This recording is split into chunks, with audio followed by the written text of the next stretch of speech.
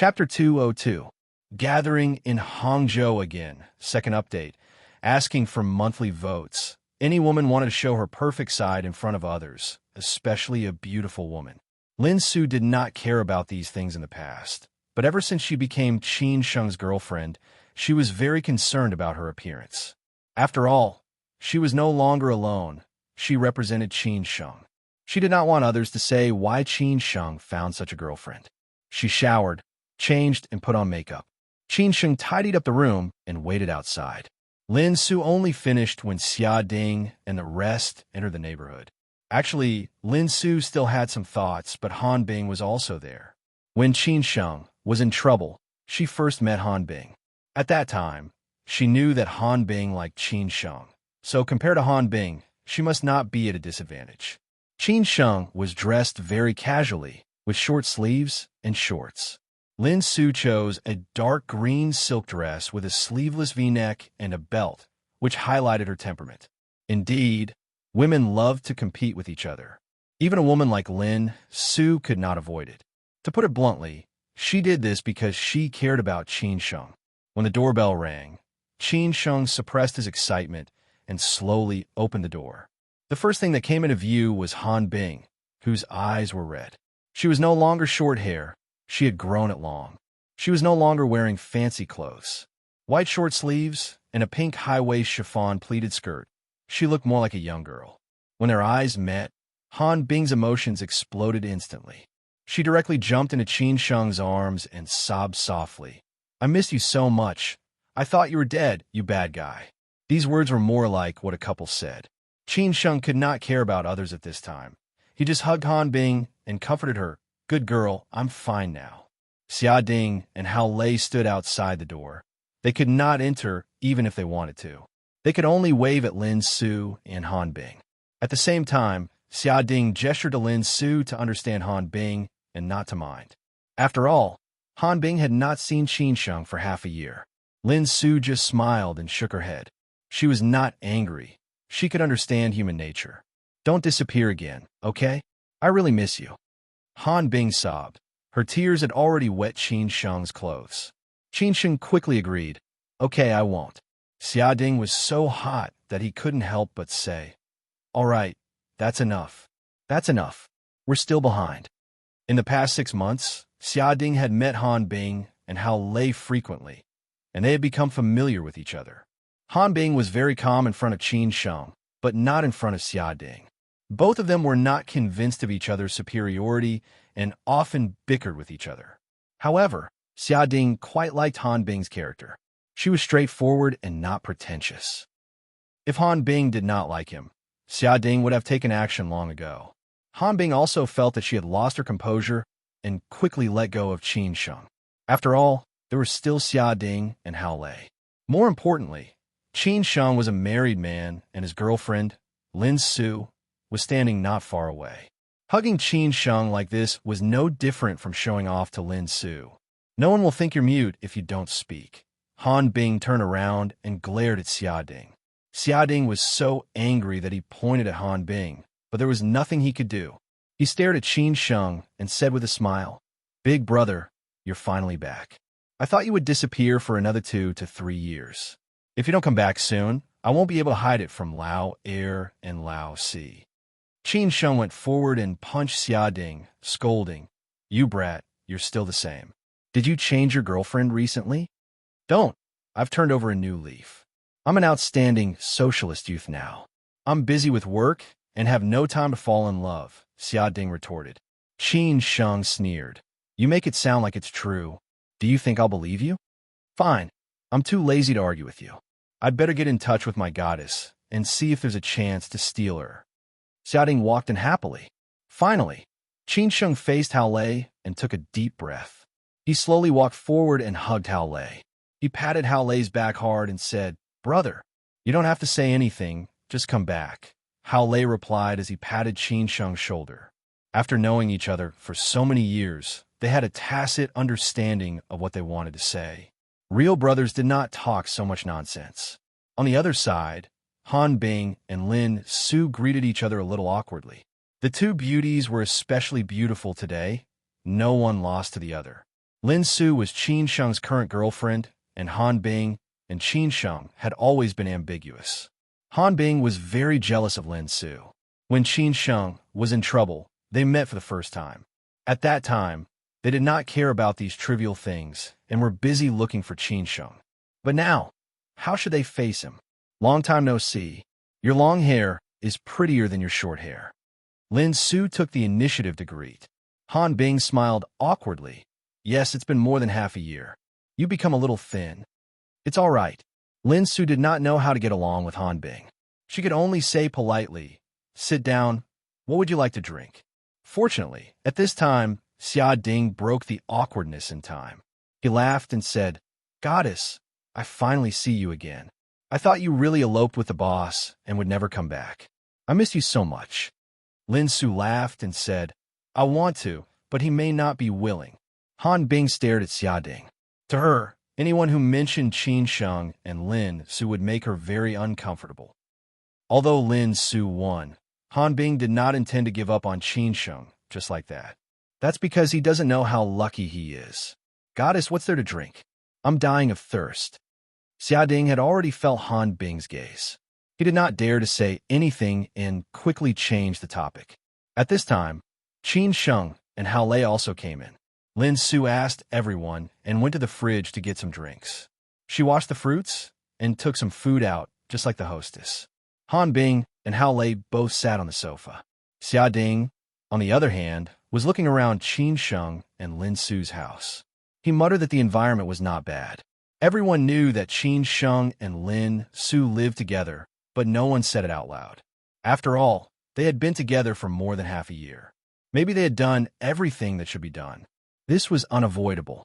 Han Bing stared at Qin Sheng with a face full of hidden bitterness. Qin Sheng felt a little embarrassed.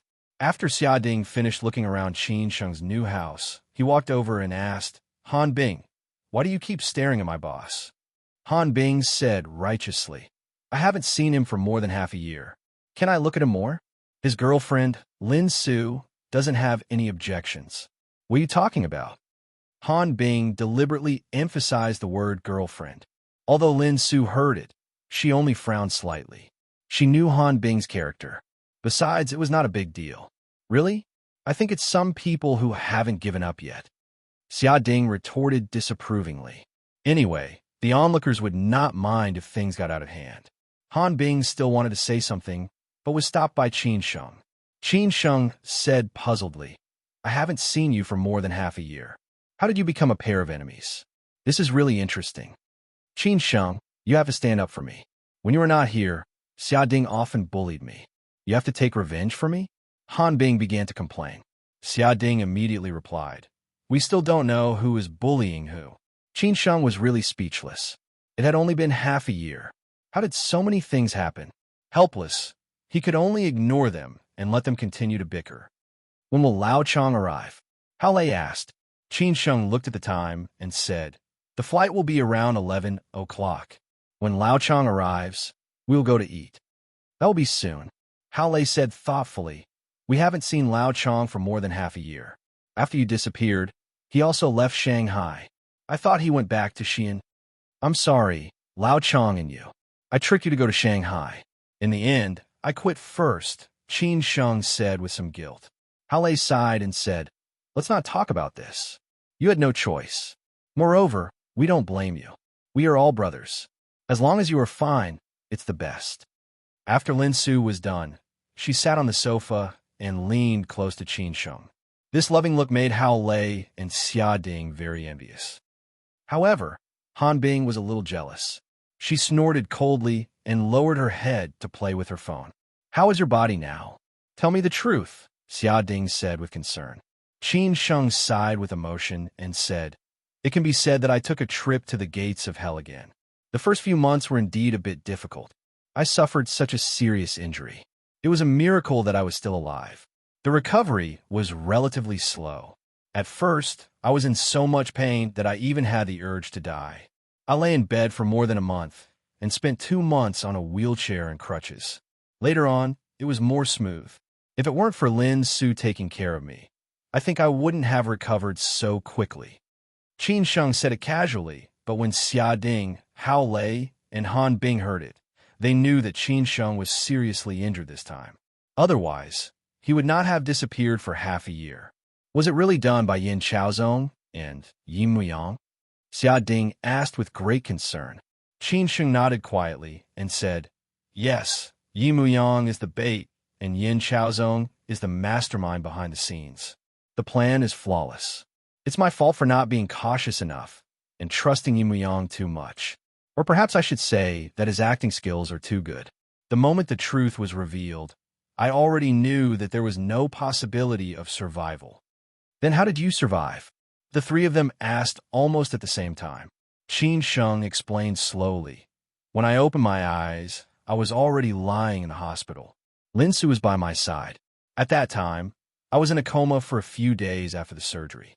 I only found out what happened later on. It turns out that ever since I became enemies with Yin Chaozong in Shanghai, my grandfather's old friend had been protecting me secretly. His subordinates followed me all the way to Mount Jiuhua and saved me at the last moment." After Qin Sheng finished explaining, the few of them could not help but be curious. Qin Sheng's grandfather's old friend. Who could save Qin Sheng from Yin Chaozong's hands? "You will meet him in the future. Without him, there would be no me today." Qin Sheng knew that they were very curious, but he did not know how to explain. He could only wait until they met in the future to understand. He then said, "Everything that happened after, including staying in Hefei, recuperating in Xiamen, and now settling down in Hangzhou, were all arranged by him. Then your grandfather's old friend is really not simple. Moreover, he made everyone unable to find you. If there's a chance, you must meet him," Xia Ding said sincerely. He was very clear that someone who had this ability was definitely not a small figure. One must know that the Yin and Lin families had used all kinds of resources to find Qin Sheng and Lin Su, but they could not even find them under their noses. This was also what Han Bing and Hao Lei were thinking. Secondly, they were all thinking about the background of Qin Sheng's grandfather to be able to pave so many paths for him. In the past, it was Jiang Xianbang, and now it was this mysterious big shot. Not only were they thinking about it, Lin Su also often thought about it, but she had never said it. Among them, only Hao Lei had seen the old master before. He was definitely an otherworldly master. Everyone who met him had to be respectful. Chapter 203. I will take revenge. I have something on today, only one night watch. Please forgive me. After half a year, they met again in Hangzhou. Qin Sheng had recovered, and everyone was in a good mood. Only Han Bing was unhappy. In the past half a year, Han Bing often thought of Qin Sheng and suffered from the pain of missing him. When she knew that Qin Sheng was in Hangzhou, she rushed over immediately. It was because of her that Xia Ding and Hao Lei woke up at 6 o'clock and rushed to Hangzhou. After seeing Qin Sheng, Han Bing was very excited at first, but after getting used to it, she was a little unhappy. She was not used to Lin Su's existence. After all, Lin Su did not play a role in their previous lives. Now that Lin Su had become Qin Sheng's girlfriend, Han Bing felt that she was unnecessary. In order to celebrate Qin Sheng's recovery, Xia Ding had already booked a special restaurant in advance. It was located at Guiyu Shanfang on Manjulong Road, halfway up the mountain. The environment was especially quiet and had a sense of seclusion. The outside was clean, but the inside was grand. By the window, one could directly overlook the scenery of Westlake. The main focus was on creative dishes. Xia Ding was also afraid that they would not be used to Hangzhou cuisine, so he chose this restaurant. Xia Ding asked the driver to call a taxi back. There were 5 people in one car. Qin Sheng and the 2 beauties sat in the back. On the left was Lin Su, on the right was Han Bing. Hao Lei and Xia Ding had long felt that the atmosphere was not right, so they did not participate in this kind of fight. Who asked Qin Sheng to have such good luck with women? First, he had an ambiguous relationship with Miss Han, and then he continued his relationship with his old flame. Although Goddess Lin had succeeded, Miss Han was not easy to deal with. It was obvious that she had not given up. They would probably have to fight again in the future. Xia Ding and Hao Lei sighed. Not everyone could enjoy the beauty of 2 beauties. Sometimes, it was also a kind of trouble. Lanli and Pushu Jiangnan Station, Guiyu Shanfang Mu Chensi. In order to ease the awkward atmosphere in the car, Xia Ding, who was driving, took the initiative to say, so that everyone would not be stifled later. Han Bing said with a look of disdain, "Why are you showing off poems? Look at you, a playboy. You only know how to indulge in debauchery." Qin Sheng, who was familiar with Tang and Song poems, could not tell which poem it was from. There should be other meanings. Lin Su also frowned slightly. She was very curious. Xia Ding had long been used to being attacked by Han Bing. He smiled and explained, "This is not someone's poem, but a few of the more famous restaurants in Hangzhou. Blue Lotus Restaurant, Pushu Restaurant, Jiangnan Inn, Guiyu Shanfang, Muchensi. Boss, when you and the goddess have time in the future, you could go to all of them. It is quite suitable for lovers to kill time.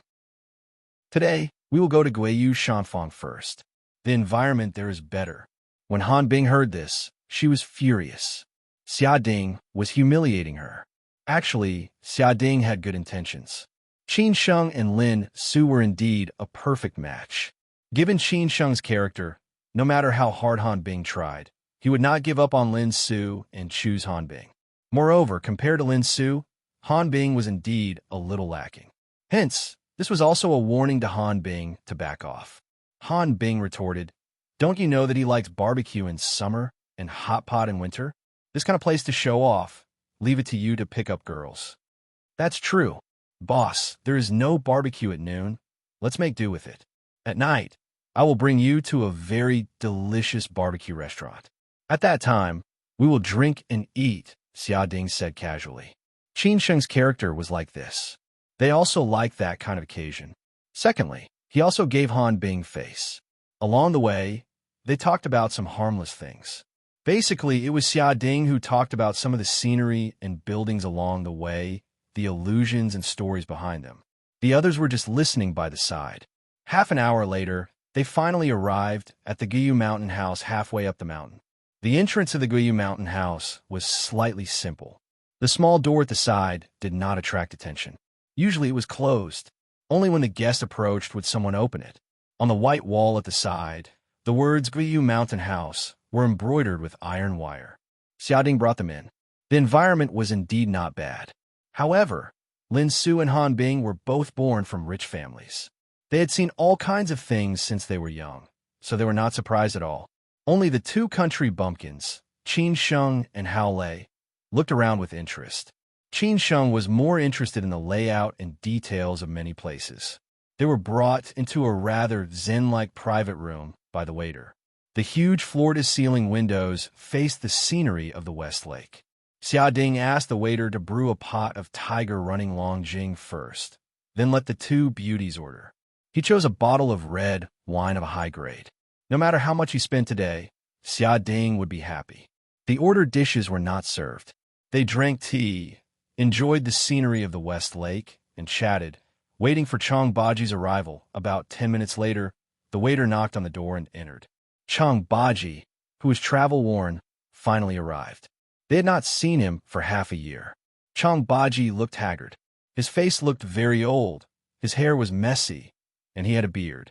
Although Chang Baji followed Qin Sheng to Shanghai, in everyone's eyes, Chang Baji was an elder. Therefore, everyone stood up to welcome Chang Baji, which was also a form of respect for him. When old friends met again, they were speechless. Chang Baji looked at everyone present. They were all old friends from Shanghai. Finally, his eyes fell on Qin Sheng. Qin Sheng walked forward slowly. The two looked at each other. Chang Baji joked, "Better than I thought. You didn't lose an arm or a leg. Lao Chang, you are still so humorous." Qin Sheng sighed. They did not know how to say those polite words. They were happy, excited, and grateful to see each other again. After surviving a disaster, they could only drink to their heart's content.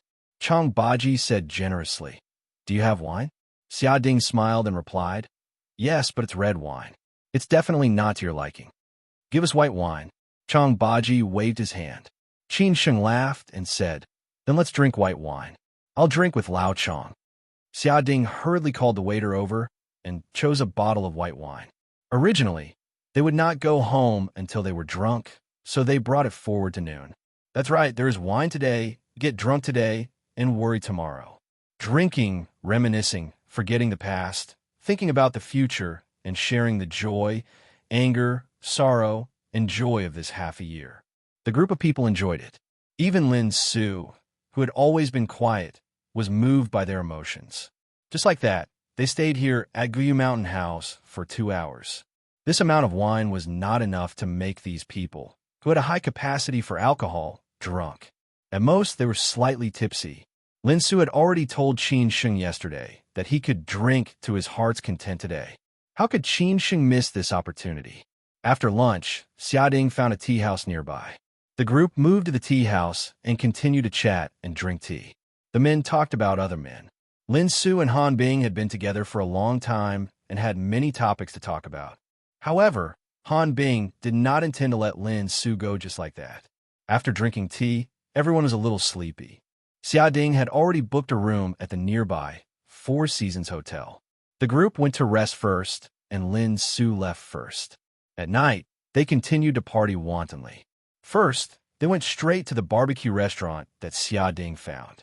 After that, they went to the KTV to sing. In the end, the men were completely drunk. Only Chang Baji remained sober. Qin Sheng was even more drunk and unconscious. Han Bing was also in a daze. Even Lin Su, who rarely drank, was a little tipsy today. Fortunately, Xia Ding had made arrangements in advance. 2 cars were waiting outside. The driver and Lin Su sent everyone to the hotel. The day finally came to an end. However, Lin Su did not sleep for half the night. She first made arrangements for Han Bing, and then came to take care of the men. Except for Chang Baji, who was fine, the other 3 men all vomited. At 3 o'clock in the morning, Chang Baji was slightly sober. He told Lin Su that he would take care of Xia Ding and Hao Lei. Lin Su then went back to Qin Sheng's room and lay beside him for the night. The next morning, it was not until around 10 o'clock that the people who were drunk last night woke up. All of them were dizzy and did not know how they came back last night. Chang Baji and Lin Su woke up quite early. The 2 went downstairs for breakfast. Chang Baji strolled outside alone, while Lin Su went back to the room to take care of Qin Sheng. Damn, how much did we drink yesterday? My head is about to explode, Xia Ding mumbled after he got up and showered. Hao Lei rubbed his head and said, I don't know either. Anyway, I only know that at the KTV, you idiot even drank a bottle with me. Before we finished, you went to the bathroom and vomited. I haven't indulged like this for a long time. Qin Sheng was in a good state. After all, he had recuperated for such a long time. He could not help but sigh. He was a person who could not live without alcohol. He had endured for half a year, waiting for this day. Han Bing also echoed, I haven't drunk like this for a long time. Xia Ding mocked. Someone wanted to compete with Lin Su in drinking last night. They clinked glasses 3 times in a row. In the end, they even wanted to drink with each other. If I had not stopped them, something big would have happened. Han Bing stared at Xia Ding fiercely and played dumb. Who? Why can't I remember? Was it you? Why do you have this kind of hobby? Qin Sheng looked embarrassed. Everyone could see Han Bing's feelings for him. Lin Su was so smart, she naturally knew it too. He looked at Lin Su carefully. Lin Su was only looking at everyone with a smile. There was nothing strange. Qin Sheng was slightly relieved. He did not have to go home and kneel on the washboard. Lin Su was not angry at all. She could feel the relationship between them. They were indeed friends who could talk about anything. Lin Su was very happy that Qin Sheng had such a friend. Last night, when they were half drunk, she heard a lot about Qin Sheng. It could be said that she learned a lot. For example, from Hao Lei, she learned about Qin Sheng's junior high school and his childhood sweetheart's first girlfriend.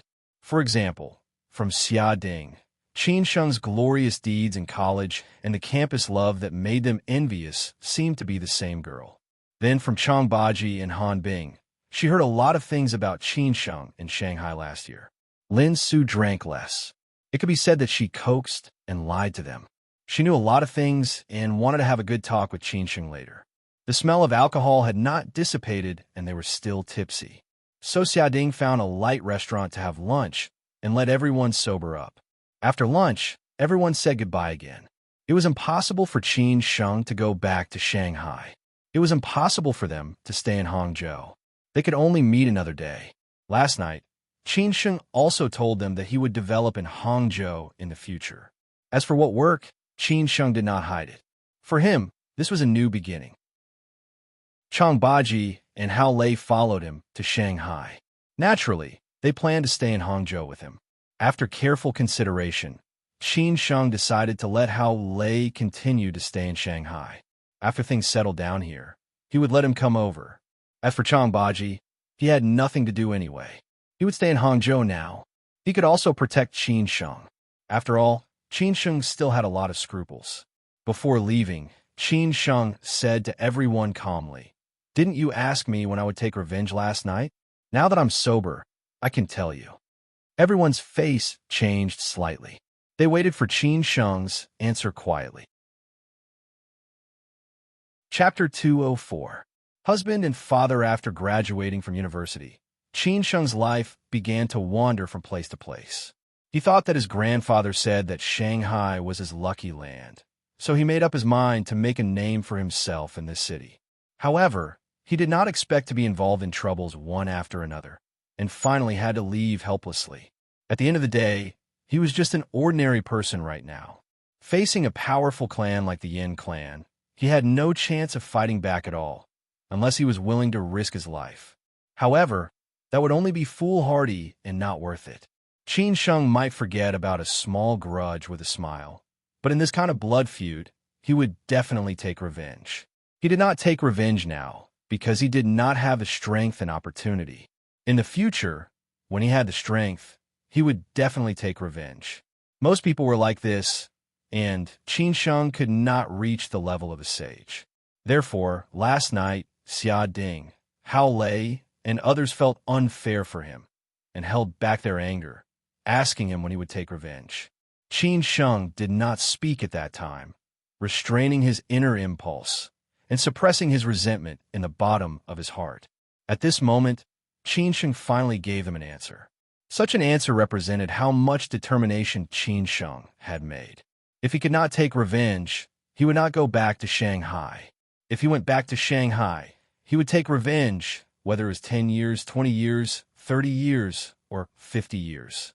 "Okay, we will wait for you to come back," Xia Ding said, holding Qin Sheng's shoulder, and his eyes were like torches. Parting was not an eternal farewell, nor was it an indefinite reunion. Therefore, there was not much sadness. What he was most afraid of was leaving without saying goodbye. For example, Qin Sheng was missing for 2 years, and this half a year. Everything was far away, making people feel hopeless. The Xia family's driver sent Xia Ding and others to the high-speed railway station. It was too tiring to drive from Hangzhou to Shanghai. Nowadays, the major cities in the Yangtze River Delta region were connected by high-speed railway, which was relatively more convenient and comfortable. After they left, Qin Sheng, Lin Su, and Xia Ding stood at the door of the hotel. Qin Sheng said meaningfully, "Lao Chang, are you willing to stay in Hangzhou?" Last time Chang Baji followed Qin Sheng to Shanghai, it was because of his master's order, and secondly because of Qin Sheng's character, and so on. Later, Qin Sheng also found him a decent job, the deputy general manager of Shangshan Ruoshui. But now, Qin Sheng had just arrived in Hangzhou, and he had not even established himself, let alone found a suitable job for Chang Baji. Chang Baji was not an ordinary person. With his shrewdness and martial arts skills, he could find something to do wherever he went. Even if he returned to Xi'an, he would still be the same Chang Baji. However, Qin Sheng really wanted to keep Chang Baji by his side. With such a master, who was both a teacher and friend, he could get twice the result with half the effort in whatever he did in the future. But what was Chang Baji thinking? Chang Baji looked Qin Sheng up and down. He smiled faintly and said, "I quite like this city of Hangzhou. Half of the mountain and half of the lake are enough for me to stroll around for half a year. So I'll stay in Hangzhou for now. We'll talk about it later." He just gave Qin Sheng a deadline, which made Qin Sheng feel very gratified. He said in a hurry, "Okay, then you can stroll around during this period of time. As for the accommodation, there are 2 rooms in the Golden Coast. You can live in one room, and Lin Su and I will live in the other room." Lin Su did not object to this. Chang Baji and Qin Sheng had been through life and death together. Although it was not appropriate for outsiders to stay at home, Lin Su would not say anything. However, Chang Baji was not used to it. He refused tactfully and said, "You don't have to worry about this. I have a friend in Hangzhou. If you need anything, you can call me at any time." Since Chang Baji had said so, Qin Sheng did not insist and nodded silently. After the three of them chatted for a while, Qin Sheng and Lin Su went back to the Golden Coast first. It was quieter there, but the environment was not bad. However, it was still a little worse than the Westlake. Qin Sheng thought that when he had money in the future, he would buy a courtyard like the Guiyu Mountain House today. He would live on the hillside, where he could overlook the scenery of the West Lake and the night view of the city. That would be really perfect, and it would feel like he was hidden in the city. After drinking yesterday, Qin Sheng planned to adjust his state of mind today. After returning to the Golden Coast, he took a bath and slept for a while. Qin Sheng drank tea and read for the whole afternoon. He and Lin Su had already discussed that they would start work tomorrow. In this way, they could integrate into the life in Hangzhou. Otherwise, they would feel a little out of place. In the evening, Qin Sheng called Mr. Chow and said that he was ready and planned to start work tomorrow. Mr. Chow was not surprised. He did not think that Qin Sheng was the kind of man who could really rest for a week. So he smiled and said, "Meet me at Jiushi Rose Garden at 7 o'clock tomorrow morning." Jiushi Rose Garden was a famous villa area in Hangzhou.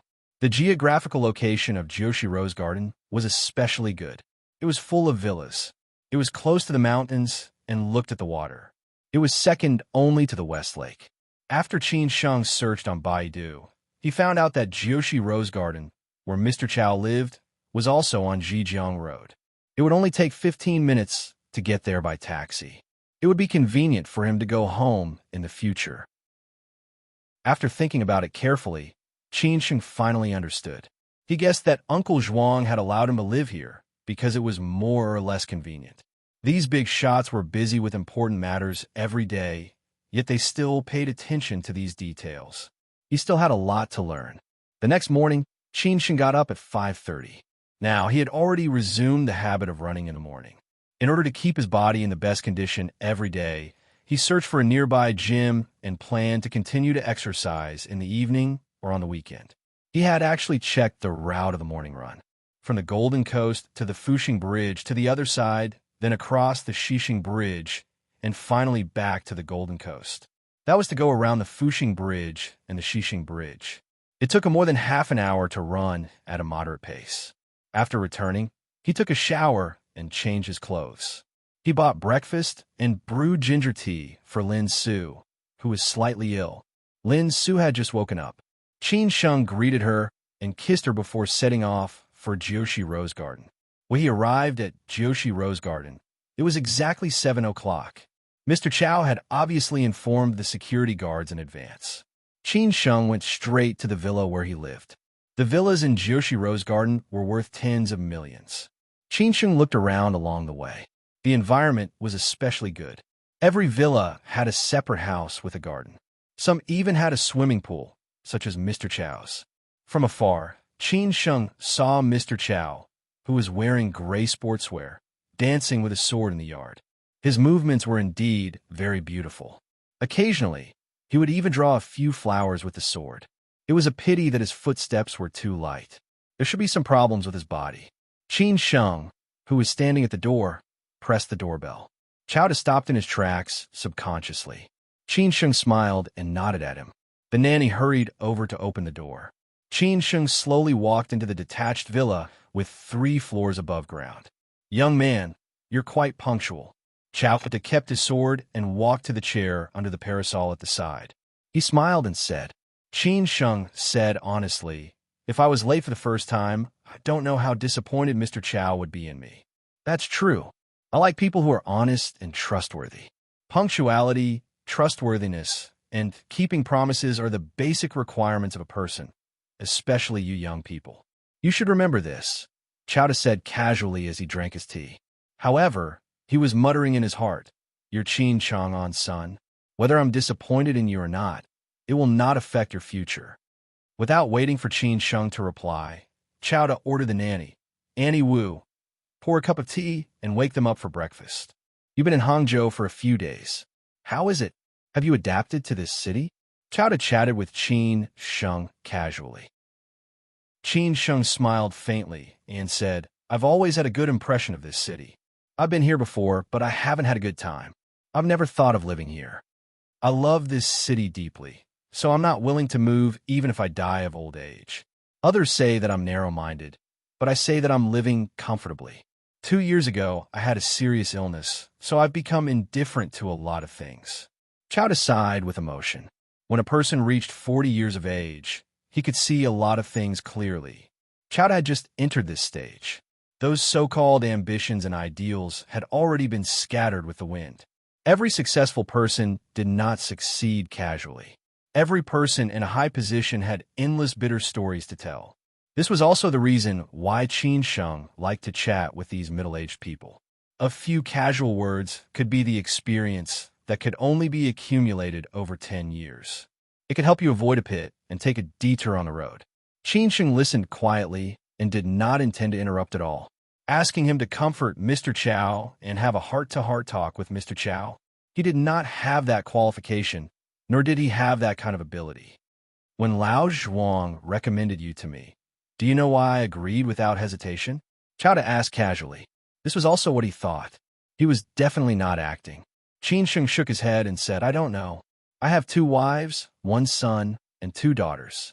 My son is about to graduate from college. 1 daughter is in high school, and the other has just entered junior high school. I don't have to think about freedom, but I have to think about them. After I didn't do anything for more than 2 years, it was basically going downhill. At this level, who doesn't have a few enemies? But at present, they dare not touch me. I'm afraid that in the future, if I really have no ability, my wife and children will suffer with me. My son is a little ambitious, but his social experience is too shallow. He is not a match for the old foxes under me at all. So I asked you to keep an eye on them and bite them at any time. Chowda said a lot in one breath, which could be considered as telling Qin Sheng everything. He sighed and continued. As long as he can keep this family business and let him successfully pass these few years, I don't have to worry about the future. Understand. This is the responsibility of a husband and a father, Qin Sheng said softly. These few years, Chowda was indeed not as good as before. Whether it was his body or his business, he was always unable to do what he wanted. He also felt tired and did not want to continue fighting. The only thing he could do was to protect his son and let him chase after what he wanted when he grew up.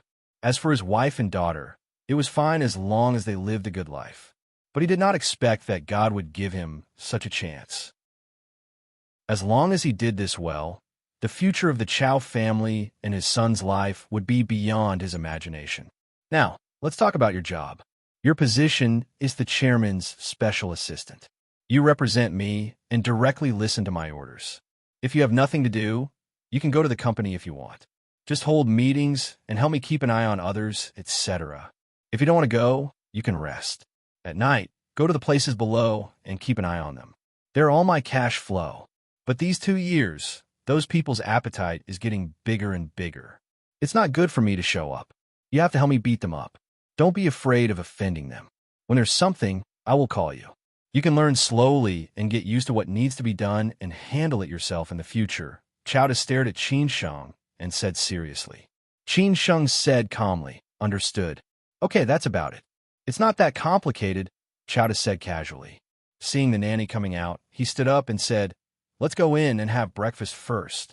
Although Qin Sheng had already had breakfast, he still followed them in. He could not stay here alone. Chapter 205. The meeting is now in session. Something came up, so the second watch was later. The resources of society had always been concentrated in the hands of the rich and powerful, which was an unquestionable truth. Women were the same.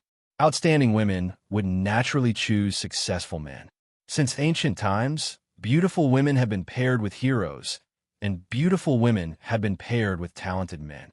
There had never been a beautiful woman paired with a loser. Even if you had the life of Wu Dalong, you would not be able to enjoy it.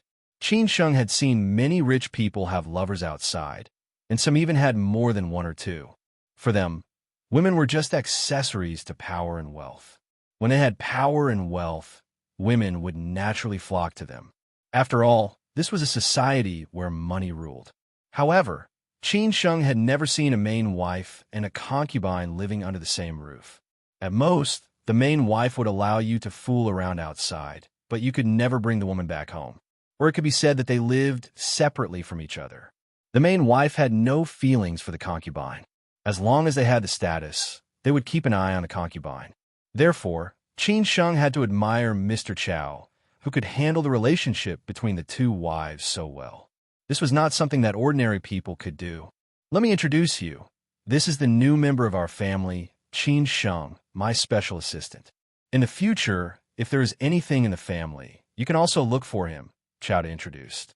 Of course, he had his own selfish motives. He mainly wanted his children to interact with Qin Sheng more. In this way, after a long time, they would have feelings for each other, and Qin Sheng would not forget them in the future. However, Qin Sheng was very surprised that Chow introduced him like this. New member. It seemed that he still had to work hard for the Chow family in the future. It was really tiring. Everyone thought that he was just an ordinary person, but they did not expect him to be Chow Da's special assistant. They subconsciously raised their heads and looked at Qin Sheng. His son and eldest daughter looked like they had not woken up yet. They looked at Qin Sheng and continued to eat and play with their mobile phones. The youngest daughter in a white dress picked up an egg and ran to Qin Sheng with a smile. She handed it to Qin Sheng and said, "Brother Qin Sheng, have an egg." Chow touched his mischievous youngest daughter's head and said with a smile, "Are you is still the sensible one." Chow Da's second wife was very beautiful. She was just in her early 30s and became Chow Da's lover when she was in college. Later, she became pregnant and had a little daughter. Then, she was brought into the Chow family by the first wife and never left since. With Chow around, the two of them lived in harmony. However, there were still some conflicts. After all, their relationship was quite special. The second wife smiled and nodded at Qin Sheng. The first wife did not speak. She was not qualified to be on the table. At this time, the first wife also came back to her senses. She hurriedly said, "Qin Sheng, sit down. Have you had breakfast?" Annie Wu had a set of cutlery. The second wife stood up sensibly and asked Qin Sheng to sit next to Chow Da. She asked her youngest daughter to move to the other side. Ordinary women would not be able to have such good eyesight. Qin Sheng was a little embarrassed. He did not know how to greet Chow Da's first wife and second wife. If there was only one, he could just call her aunt.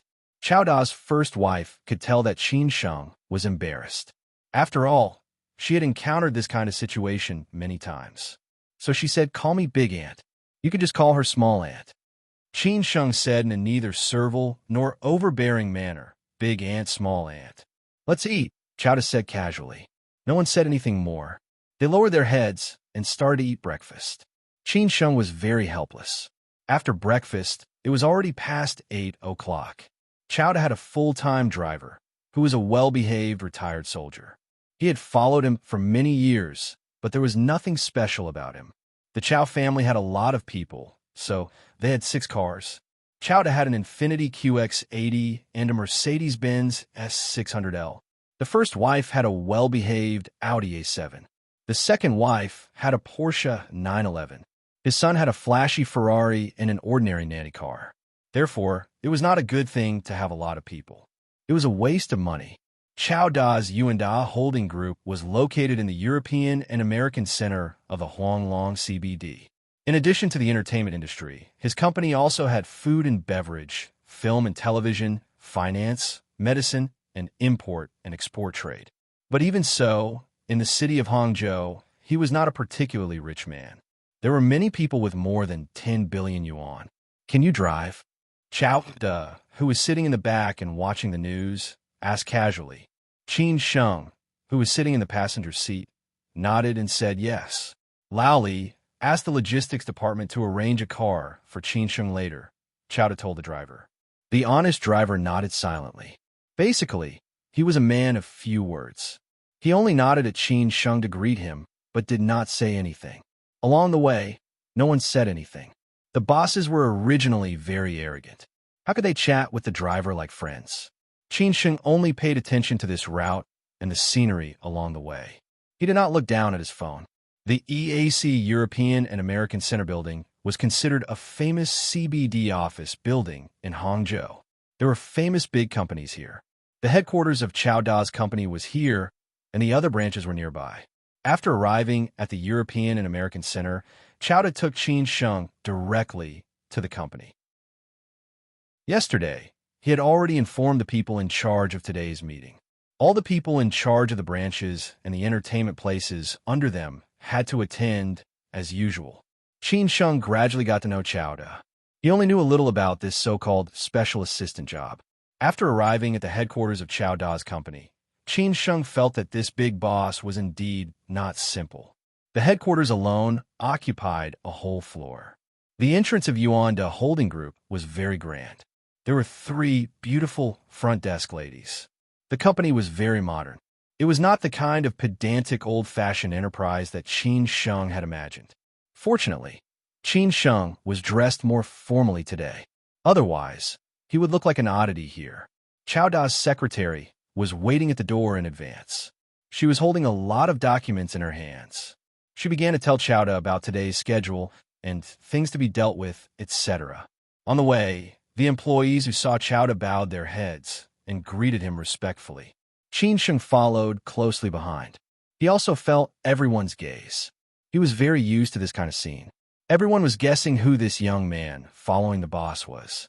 After entering the chairman's office, the secretary in her early 30s with a very elegant temperament continued. She looked very capable and experienced in talking and doing things. Otherwise, she would not have been able to be the secretary of the boss in this kind of group. Chao Da had 3 secretaries. This beauty called Yu Qian was the main person in charge. She had been following Chao Da for 4 to 5 years. She was very experienced in doing things. She was deeply liked and appreciated by Chao Da. Xiao Yu, this is my new special assistant. His name is Qin Sheng. You two should get to know each other. In the future, you should contact him more often. Later, you will bring him to go through the employment procedures. Sometimes, when I'm not around, you can directly contact him, Chao Da said casually. But the last sentence had already pointed out everything. Yu Qian immediately realized the importance of this young man. Yu Qian put the documents in her hands on the office table. She took the initiative to reach out to Qin Sheng and smiled. Hello, I am Yu Qian. Nice to meet you. Qin Sheng also reached out and said, I am new here. I hope, sister, you can take care of me. She shook her hand and stopped there. She did not give Qin Sheng any chance to take advantage of her. However, Qin Sheng still felt that this woman's skin was really soft and smooth. Are all the branch and department managers here? Chao Da asked as he took the teacup from another secretary. Yu Qian frowned slightly. Other than Mr. Qian of Charm Taurus and Mr. Sun of the film company, the others are already waiting in the meeting. Why didn't they come? Chao Da was very puzzled. Yu Qian explained honestly. Mr. Qian said that he drank too much while entertaining a few guests last night. He won't be coming today. Mr. Sun went to Hongdian to start filming and can't make it back. A trace of anger flashed in Chao Da's eyes. He said calmly, All right, I got it. Let's start the meeting. After that, Chao Da took the teacup and led Yu Qian to the meeting room. At the same time, he gestured for Qin Sheng to follow. Along the way, everyone felt that Chao Da was different from usual today. He was full of murderous intent. After all, in the past year, he basically came once a week, which was the regular meeting on Monday morning. He did not come to the company at other times. Not to mention that there was a meeting today on Friday. All the big bosses of the branch and departments were gathered. What was going on? At this moment, the huge meeting room was already full of people. Those who should be there had already arrived. Everyone was talking at once about what was going on and what made the big boss have a meeting on Friday. The door of the meeting room was pushed open. Everyone looked at the door. When they saw the big boss that they had not seen for a long time, they all stood up at the same time. Following that, they noticed Qin Sheng, who followed behind, and could not help but be thoughtful. When he walked to the main seat, Chao Da raised his head and looked at everyone. He said calmly, First, let me introduce a new colleague to everyone. He is also my newly appointed special assistant, Qin Sheng. Everyone, let's welcome him with a round of applause. What did he mean? Everyone was astonished and very surprised. They did not understand why Chao suddenly appointed a special assistant and even introduced him to all the executives. Qin Sheng did not care what they were thinking. He bowed slightly to everyone and did not say any nonsense or courteous words. When Chao told him to be a wolf, Qin Sheng knew what role he had to play. He had to make this group of people fear him and remove all obstacles for Chao Da's son, Chao Zhang. Seeing that no one was applauding, Yu Qian took the lead and clapped. Only then did the others come back to their senses and quickly applauded to welcome Qin Sheng's addition. When the applause was almost over, Chao then waved his hand in satisfaction to signal for them to stop. He continued, "All of you know, after the serious illness more than 2 years ago, I gradually started to let go of the company's matters. Especially in the past year, I rarely came to the company and basically handed everything over to Director Zhou. In order to reduce Director Zhou's work pressure, I have decided to return to the company." As soon as he said this, the faces of many people below the stage changed. They realized that the sky might change. In the past 2 years, many of their subordinates have been stuffing their own pockets and embezzling a lot of the company's profits. They were also especially lax in their management. Otherwise, the company would not have stagnated. If the big boss returned to the company, then they had to be careful. However, Chao quickly followed up and said, "However, I have the will, but not the ability. I don't have that much energy, so I'll let Qin Sheng be my special assistant. In the future, if there's anything you need to report to me, you can look for Qin Sheng directly. I will get him to help me deal with it. There's no need to trouble Director Zhou anymore." After hearing this, the man sitting on the first seat on the left and right of Chao had a gloomy look in his eyes. He was not sure what the big boss meant. Did this mean that he did not trust him, or was it a normal way of doing things? The people below were also whispering to each other and discussing in low voices. Chao did not care about these. He pointed to the seat not far away, which might be occupied by Director Qian or Director Sun, and said, "Qin Sheng, you sit there first." Chapter 206. Interesting for a company to develop to such an extent, it could be seen how much Chao had gone through in the past 20 years. Perhaps it was because he was really mentally and physically exhausted that he fell seriously ill 2 years ago. Then he suddenly came to his senses and looked down on everything, so he stopped meddling in trivial matters. Because of this, the company's management was in chaos and its development was stagnant. There were many demons and monsters who lived off of us while helping others. But now, with such an excellent opportunity in front of him, Chao would come out and fight for it again. This time, it was not for him, but for his children to fight for a carefree life. Chao picked up the documents that Yu Qian had given him earlier and threw them in front of everyone. Then, his expression changed instantly as he scolded. "I haven't been in the company for more than a year, and you guys really don't take me seriously. This is the semi-annual report after the audit. The company's performance has dropped by 40%, and the net profit has dropped by 60%. I don't even know how you guys still have the face to sit here. Tell me what's going on. I've already seen the reports of all your subsidiaries, and everyone knows what's going on. Now, tell me what's going on. Old Joe, you came first, and I handed the company over to you. You've caused me to be in such a state. You have to give me an explanation, right?" Chao Da's expression changed instantly as he shouted, "I haven't been in the company for more than a year, and you guys really don't care about me." After Chao scolded them, everyone finally understood what was going on in this impromptu executive meeting. It seemed that President Chao, who had been silent for 2 years, was going to start settling accounts.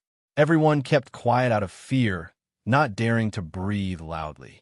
President Zhou stood up with a heavy expression and started to complain. In the next 2 hours, Qin Sheng sat there quietly, watching Chao Da's scolding session, as well as the executives' refusal and faces. He could not help but quietly size up who really had a clear conscience and who had a guilty conscience. Originally, Qin Sheng thought that Chao Da was the kind of person who was indifferent, but now he understood Chao Da's true nature. When he scolded people, he really did not give any face at all. He was just short of digging graves. No one dared to talk back after being scolded. At lunchtime, Chao Da brought Qin Sheng to a restaurant downstairs and chose a quiet place. After drinking some water, Chao Da said, "Don't be fooled by my scolding today. Don't worry, these people may be careful in a short period of time, but as long as I don't do much, they will return in normal in no time. So during this period of time, if you have nothing to do, you should look around more often. Who knows, you might find something to use against them. When they return to their original state, your chance will come. At that time, I will uproot this group of parasites and will never let them get away with it again." Qin Sheng, who had not even gone through the employment procedures, heard Chao Da scolding people for the whole morning. Only now did he understand what was going on. Otherwise, even if Qin Sheng went there, he would not be able to get anything on him because no one believed in Qin Sheng's ability.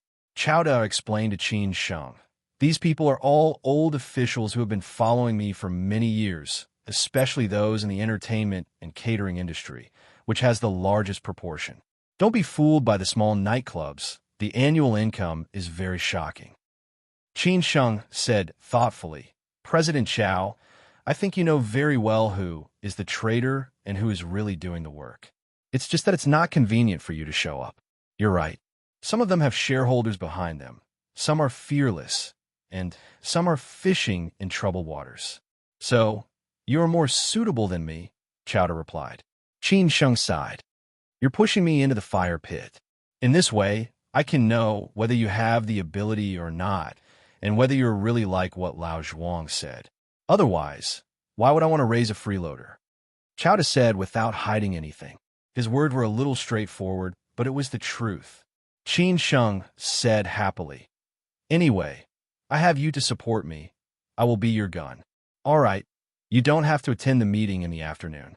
Go through the employment procedures first, then let the secretary bring you around to familiarize yourself with the entire company's departments and the branch's industry. In the evening, accompany me to a drinking party." Chao Da did not say anything more. As long as Qin Sheng understood what was said, he would know what to do. After lunch, they returned to the company for a short rest. Qin Sheng did not attend the meeting in the afternoon. He only heard that Mr. Qian had rushed over, but Mr. Sun, who was filming in Hongyan, still did not rush back. Yu Qian accompanied Chao Da in the meeting. There were 2 secretaries in the office. In the past, there were only 2.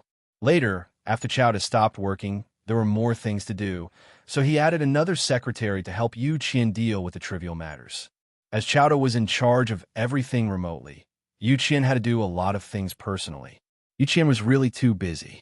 The 2 secretaries were a man and a woman. The woman was hired last year. She had just graduated less than 2 years ago and still looked a little childish.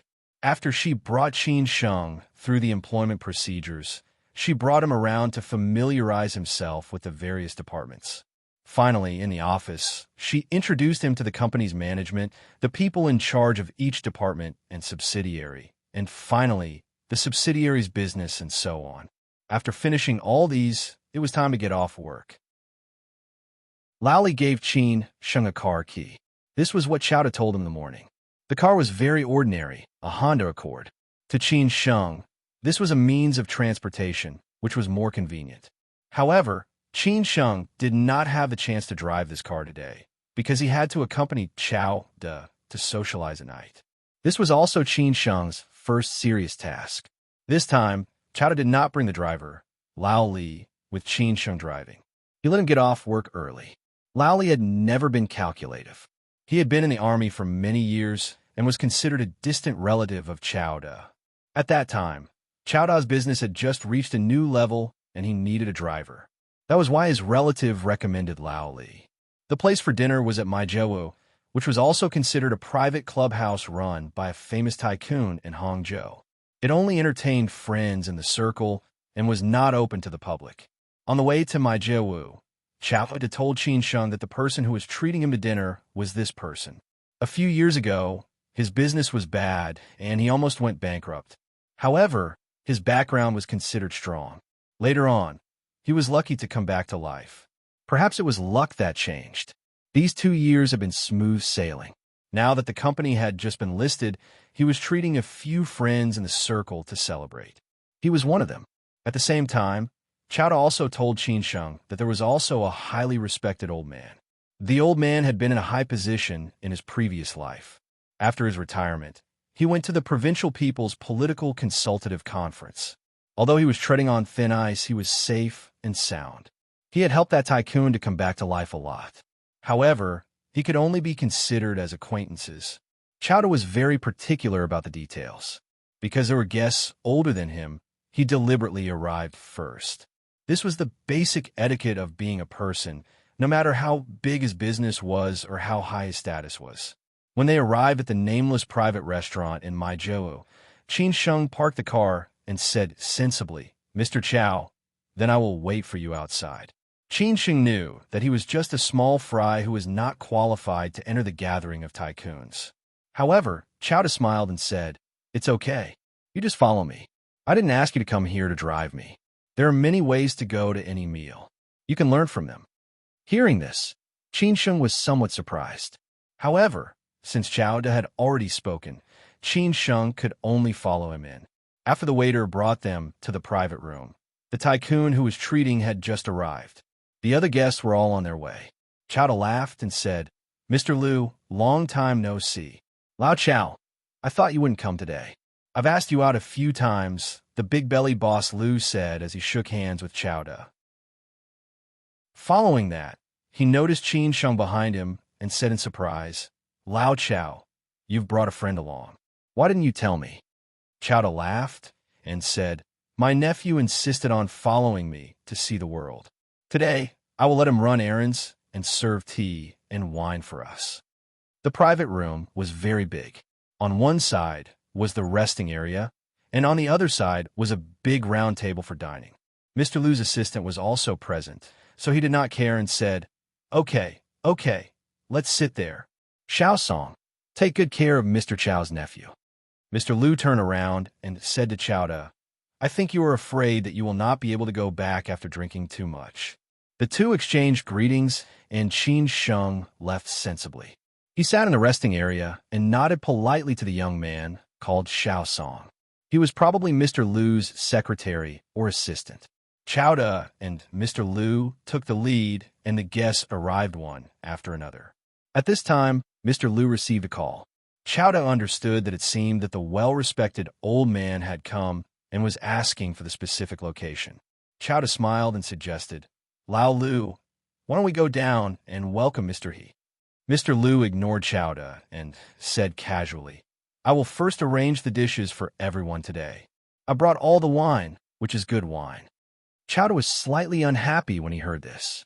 He stood up and went out alone to welcome the old man. Qin Sheng had been staring at everyone at the table. He would not miss any details, so he quickly left with Chowda. On the way out, Chowda muttered, "People should not forget their roots." Qin Sheng did not respond. A few minutes after they arrived at the courtyard, the old man's car arrived. It was an ordinary Volkswagen Passat. Chowda quickly went forward and opened the door for the old man. The old man slowly got out of the car. Although he looked calm, there was some surprise in his eyes. After all, only Chowda came to welcome him. Qin Sheng looked at the old man. He was indeed old. His hair was already gray, his face was full of age spots, and he walked with a stooped body. On the way to the private room, Chowda and the old man chatted casually. They were all polite words, but both Qin Sheng and Chowda heard the old man say that he was still not used to it. Qin Sheng and Chowda's hearts tightened. After entering the box, Boss Liu and the other 4 guests hurriedly stood up to welcome them. Everyone shook hands and chatted happily. Qin Sheng, who was standing not far away, saw Chowda flashing to the side with a smile. He did not steal the show. Mr. Liu was full of concern, but it was obvious that he had the demeanor of a big shot. He was not as polite and courteous as he was just now. Qin Sheng felt this detail. They sat down. The old man naturally sat at the head of the table, followed by Mr. Liu. Chowda took his friends to their seats in turn, and he sat at the head of the table. The banquet was filled with toasts. Naturally, Mr. Liu and the old man became the center of the conversation. Mr. Liu talked more than usual. Chowda smiled, but did not say anything. He was a little surprised that this group of people changed the direction of the wind. Chowda's topic was always about the old man, but he did not talk much and did not eat much. Qin Sheng had also seen all of this. When the waiters served the soup, the first bowl was placed in front of Mr. Liu. After all, the waiters here were more or less discerning. They knew that Mr. Liu was the main character today, so they did not care about the old man at the head of the table at all. At this time, Chowda subconsciously stood up and stretched out his hand, indicating to the old man first. But Mr. Liu gladly accepted it. The two of them moved almost at the same time. Chapter 207. Sincere admiration. A truly awesome Tiger Man was someone who kept a low profile to the core. No matter what level he was at, he would be humble and respectful to those above him. He would be approachable and open-minded to those below him. He would not be complacent because of a little achievement and would not be dispirited because of a little setback. To be able to do these things, he would naturally climb to new heights in life. However, most people could only do one or two of them. Very few people could do all of them. Therefore, this society was like a pyramid, and people were ultimately divided into different levels. Everything was a seed that one planted for oneself. In the end, it bloomed and bore fruit. Uncle Zhuang introduced Qin Sheng to Chowda. Qin Sheng believed that Chowda's character was not bad. However, whether Chowda was suitable for him or not, he needed to verify everything. Even if he did not rely on Uncle Zhuang's words, he still relied on Chowda's mouth. After all, in this society, too many people spoke with their mouths. In the end, he still had to deal with things based on facts. If words could not do it, he had to do it. Therefore, Qin Sheng was carefully observing and analyzing Chowda's every move. At this moment, Chowda and Liu's actions at the same time made the dinner party awkward. They were all smart people. How could they not understand such an obvious meaning? No one expected Chowda to stand up, including the old man and Liu. Liu suddenly came back to his senses. Even though he was embarrassed, he could only do as he was told. At this moment, the manager standing at the side immediately understood. He secretly scolded the waiter for being brainless. Without waiting for everyone to come back to their senses, the manager quickly walked over and said with a smile, "This kind of astragalus and cordyceps stewed black chicken soup is especially suitable for the elderly. Old He, please give us some advice on this soup." Liu took the soup from the waiter and placed it in front of Old He. He said, "Old He, please try it first. If you like it, I'll ask them to make more for you to take away." Although Oldie was very unhappy, he still smiled and said, Okay. Everything happened in the blink of an eye and was settled in the blink of an eye. Chowda sat down happily and smiled without saying a word. In his heart, he was scolding Liu for being a vile person. The one who felt the most uncomfortable today was, of course, the white-haired Oldie. Oldie sighed. He could not help but feel that he had made a mistake. In the past, he was really full of things. Now that he was no longer in his position, people did not take him seriously. He deserved it today. However, this would definitely be the last time. After this episode, Liu's mentality still did not change. He could not help but express it. The other guests also echoed him. Chowda and Oldie did not speak much. Qin Sheng, who had witnessed the whole process of the meal, felt that this meal was too awkward.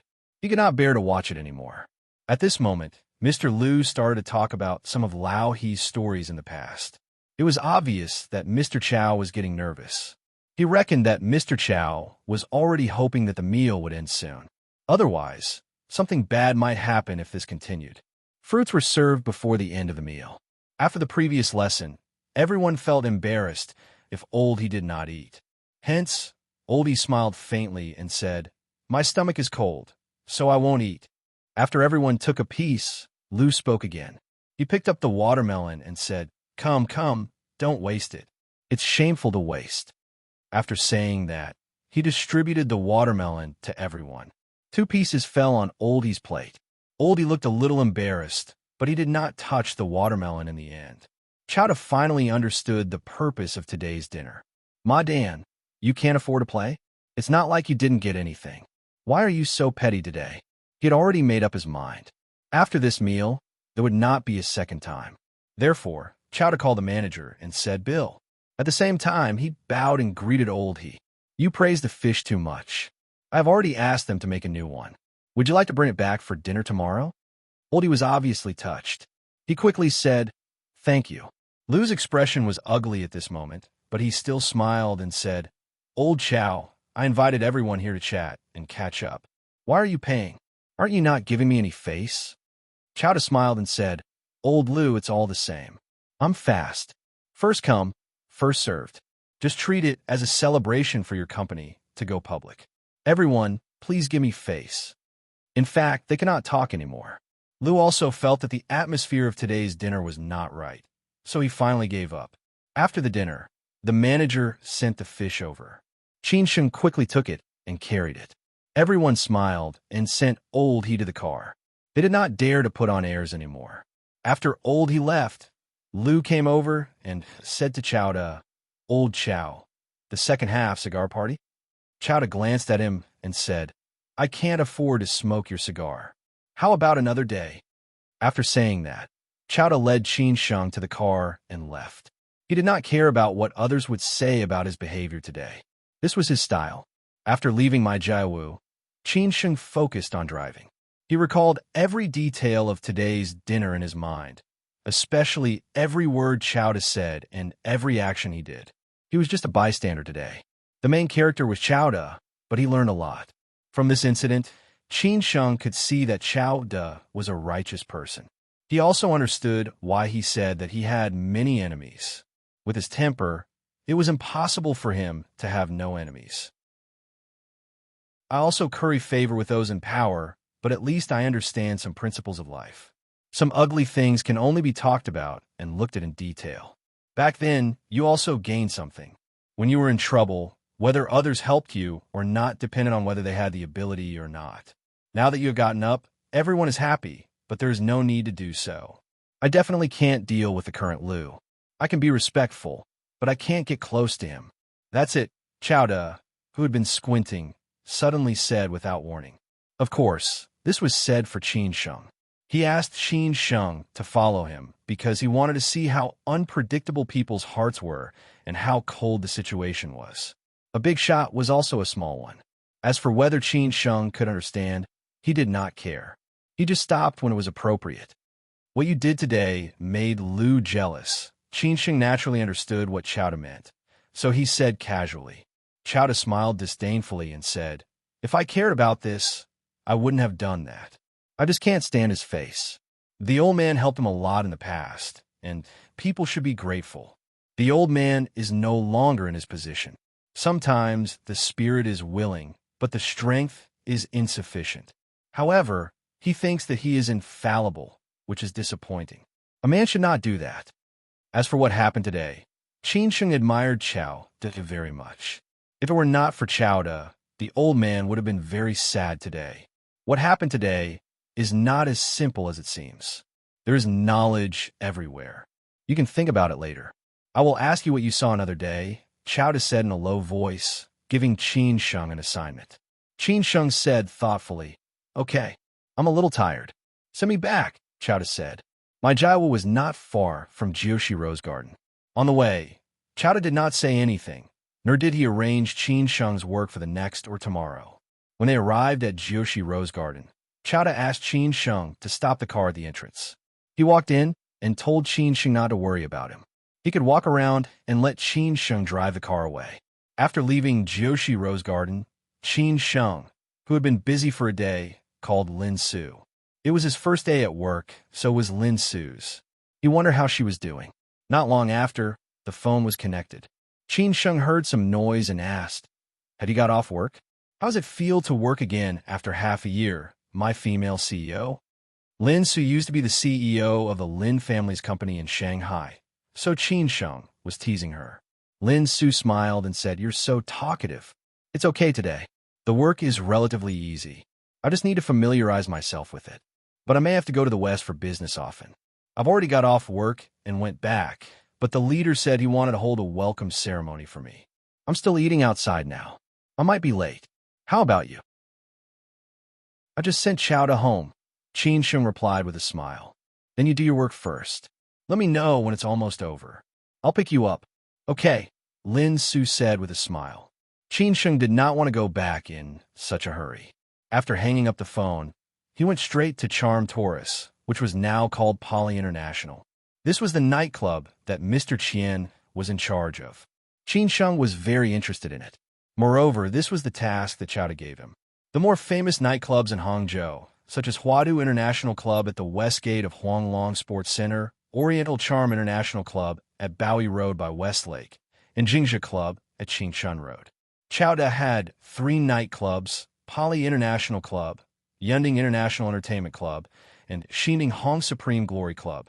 A few years ago, when Chowda was in the limelight, these 3 clubs were quite famous in Hangzhou. To be able to open such a nightclub, it showed how deep Chowda's background was.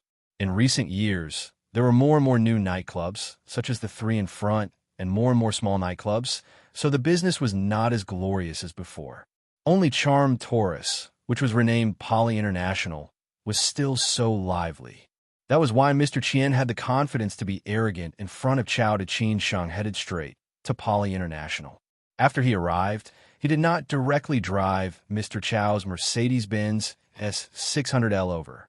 After all, he was afraid of being discovered by others, which would be detrimental to his future actions. He parked his car at the roadside parking lot and walked to the entrance. This entrance was really imposing. He reckoned that not many people would have thought that the big boss behind him would be so low-key. Qin Sheng was more and more impressed with Mr. Chow. A sharp-eyed receptionist quickly came up to him. After greeting him, she asked if he had made a reservation. Qin Sheng said no. Without being long-winded, she informed the receptionist inside. After he entered, a beautiful lady wearing a black uniform, stockings, and high heels came up to him. She still greeted him politely and asked if he had made a reservation. Qin Sheng still said no.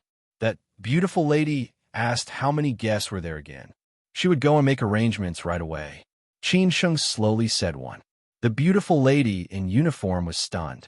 Then, she teased him and did not ask much. After all, there are all kinds of guests nowadays. However, it was rare to see a guest coming to such a business occasion alone. The beautiful lady in uniform brought Qin Sheng to a small room. Although it was a small room, it could still accommodate 6 or 7 guests and hostesses. The following procedures were relatively simple. After ordering the drinks, it was time to choose the hostesses who would accompany them. It was not that Qin Sheng had not been to such places before, but it was just for show. More than 10 good-looking beauties came in.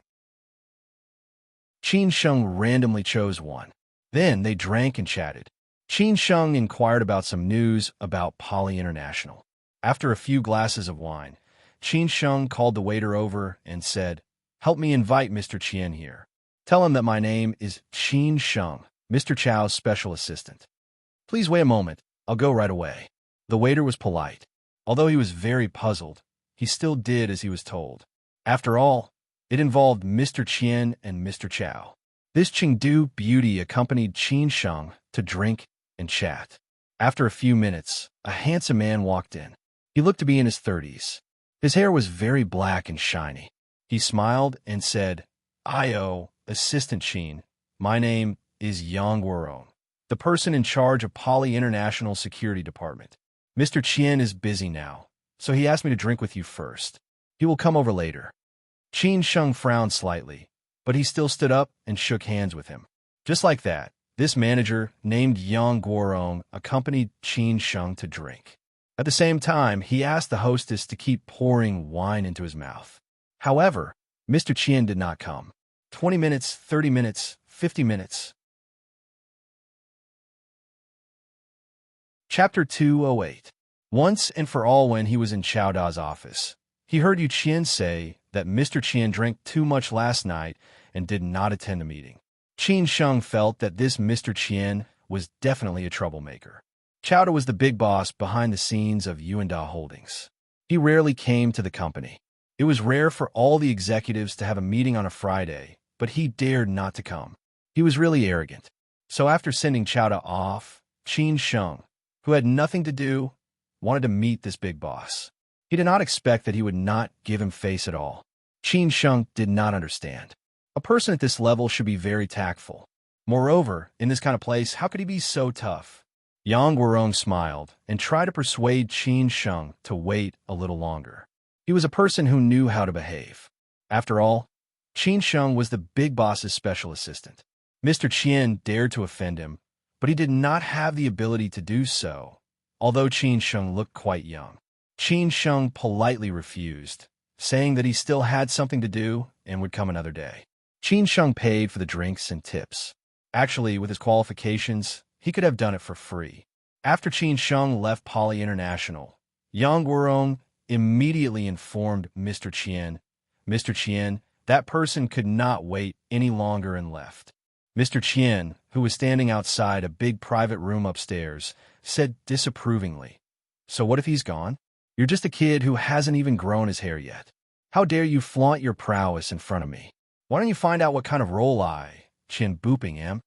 Yang Guorong heard this and let it go. It was none of his business anyway. After Qin Sheng left Poly International, he felt that it was almost time. He was ready to pick up Lin Su and called a designated driver. Although he did not drink much, Qin Sheng was not willing to challenge this bottom line. A person without principles would fall on these trivial matters sooner or later. Moreover, he had just arrived in Hangzhou. If he was really caught drunk driving, whether it was Chaoda or Zhuangzhou, they could get him out.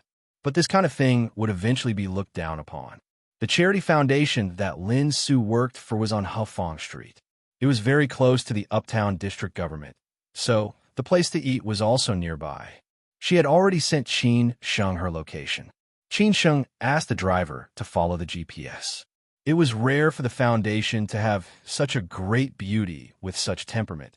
So many single male colleagues were a little tempted. Some even said that they had found their true love, and some said that they had encountered the feeling of first love. They were all ready to launch a fierce attack in order to finally win the beauty. The person in charge of the charity foundation used to be a successful entrepreneur.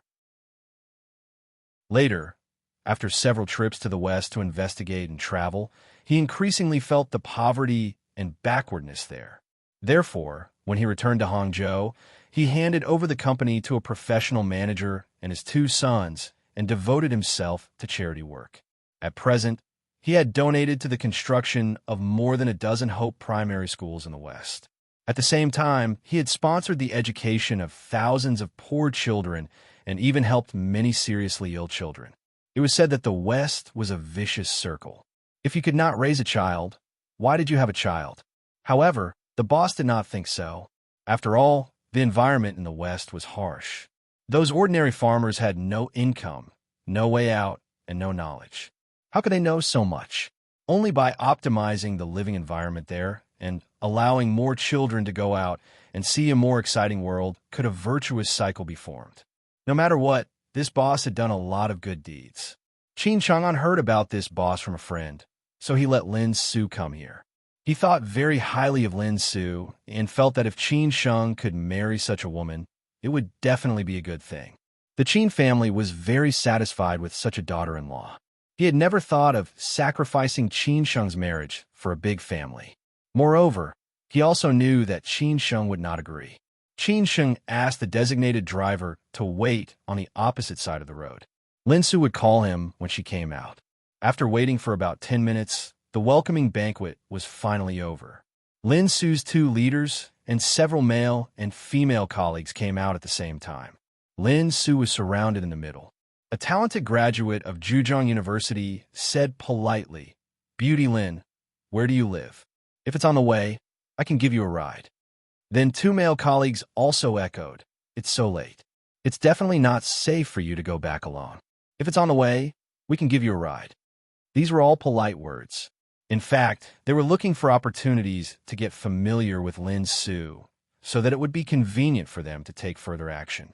The 2 leaders were already used to this. After all, they were also used to it. A fair and mature woman was a gentleman's desire. This was human nature. If both parties were willing, it would be a good story.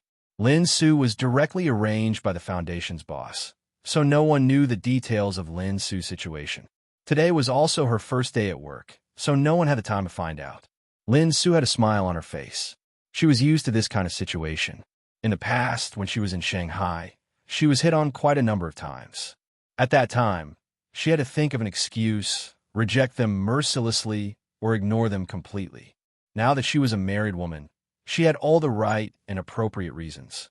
Therefore, Lin Su said bluntly, "No need, my boyfriend is coming to pick me up." Her words destroyed the confidence of all the male colleagues present. Some of them felt heartache, while others were extremely disappointed. However, two of them came from relatively well-off families. After a short moment of absent-mindedness, they felt that they still had a chance. At this moment, everyone had already walked to the roadside. Qin Sheng saw Lin Su coming out from afar, so he asked the designated driver to drive the car over. A Mercedes-Benz S600L stopped in front of everyone. Everyone was wondering whose car it was, while some were admiring this luxurious car. At this moment, Qin Sheng slowly got out of the car. Lin Su looked surprised. She did not expect it to be Qin Sheng. "I was just about to call you," Qin Sheng said with a smile as he walked towards Lin Su. Everyone immediately understood that this should be the boyfriend Lin Su mentioned, who is also the owner of this luxurious car. The confidence of the male colleagues was completely crushed. The two men who thought that they still had the ability also completely gave up and were crying in sorrow. Lin Su pursed her lips and went forward to hold Qin Sheng's arm. She took the initiative to introduce him to everyone. "This is my boyfriend, Qin Sheng." "Hello." Qin Sheng smiled and nodded. He could feel the sadness and jealousy in the eyes of the few men, as well as the envy of the women. Lin Su did not plan to stay. She said to the leader at the right time, "Sister Lu, we'll be leaving first. You guys go back early too."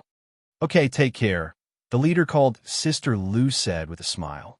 She watched Lin Su and Qin Sheng get in the car. The Mercedes-Benz S600L left, leaving behind a group of people who had their own thoughts. The few male colleagues had lost their interest just now. They looked listless.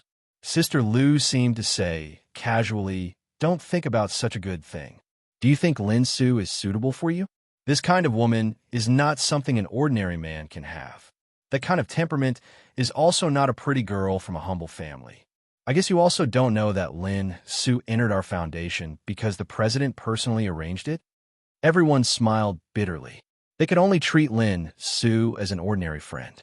On the way back to the Golden Coast, Lin Su, who was holding Qin Sheng's arm tightly, said angrily, "You drank again tonight?" "Just a little. I'm a new official, and I was put in a bad position. I'm a little depressed," Qin Sheng explained. He was thinking about going to Poly International tomorrow night. He did not believe that this Mr. Qian would not see him. If he really pissed him off, then he would be the first one to be burned. Lin Su did not ask about these trivial things. She believed that Qin Sheng could handle it well. She just laughed and said, "You just came. Mr. Chow can't have given you such a good car, right? Your man is not that charming." Qin Sheng laughed out loud and said, "After accompanying Mr. Chow to socialize in the evening, I sent him home. He asked me to drive him away. I can pick him up tomorrow. But he also gave me a car. It's just an ordinary Accord." "No wonder. But from what you said, you're not satisfied with the Accord. How about I lend you a sports car so that you can show off? Maybe you can even get beauty?" Lin Su teased deliberately. But Qin Sheng's extravagance today should have directly blocked the thoughts of those male colleagues who wanted to chase after her. This could be considered as once and for all, so that she would not be bothered by these trivial things in the future. Qin Sheng snorted and said, "You really deliberately made fun of me. Is your man so petty? No matter how good a car is, it is just a means of transportation. Besides, I don't have that ability.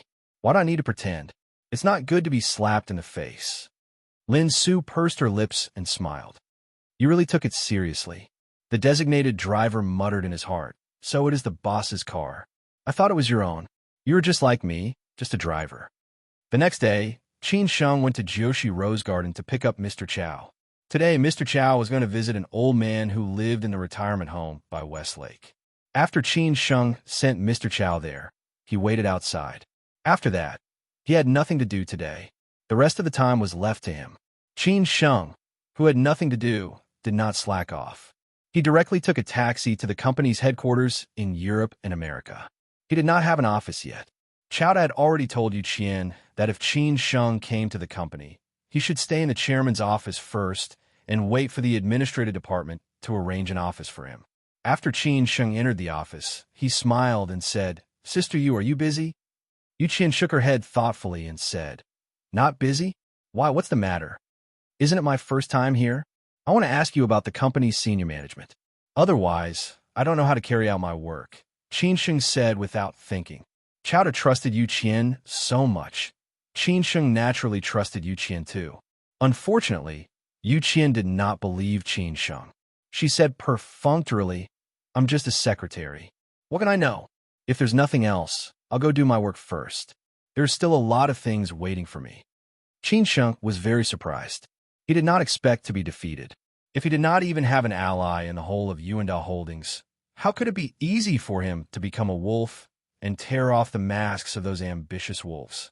Yu Qian went to a meeting. Yesterday, Chowda had lost his temper. The company had to be busy for a period of time, especially the finance department. They needed to reorganize all kinds of complete reports for nearly 2 years. All the departments also had to reflect and reorganize. This made Yu Qian a little unhappy. Recently, she was looking at a house with her boyfriend and was planning to get married. She did not know how long she would have to work overtime. At 8:30 in the evening, the night business had just started. Qin Sheng drove to Poly International. He did not believe that Mr. Qian would still be busy tonight. However, the result was still the same. This time, it was more simple and direct. After a few glasses of wine, Yang Guorong came over and told Qin Sheng that Mr. Qian had a dinner meeting tonight and might be late. Mr. Qian said that if Qin Sheng was willing to wait, he could wait first. Chapter 209.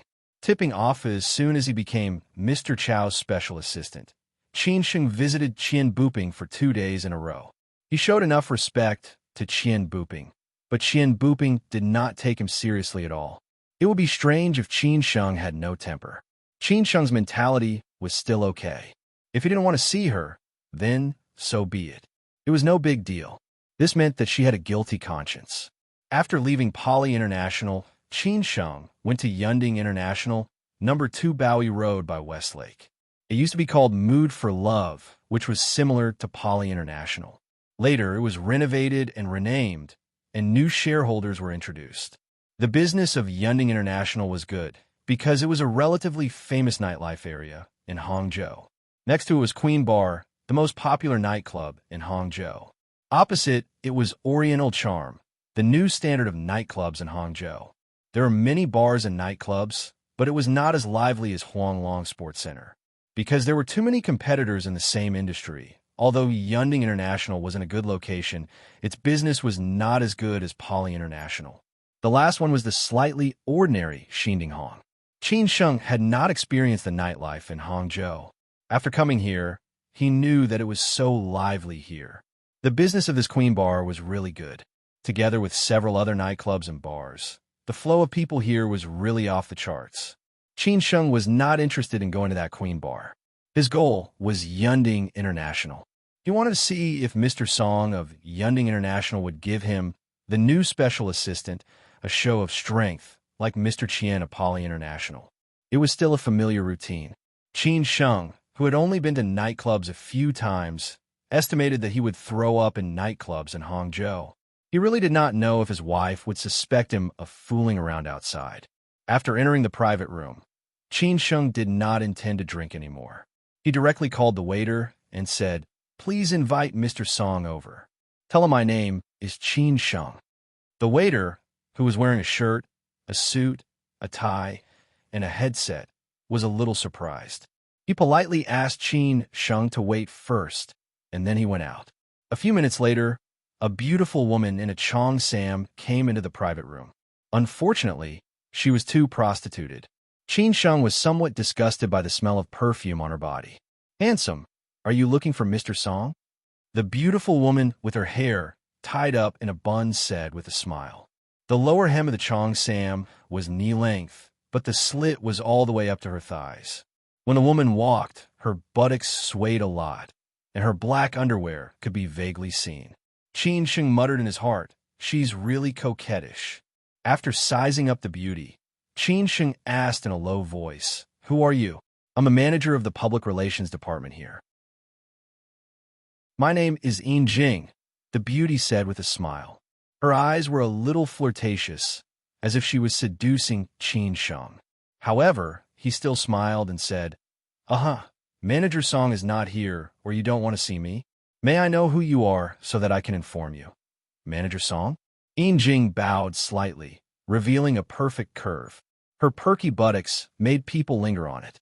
Unfortunately, Qin Sheng did not fall for it. Qin Sheng explained honestly, "I'm Mr. Chow's special assistant." "You tell Mr. Song? He naturally knows who I am." "Which Mr. Chow?"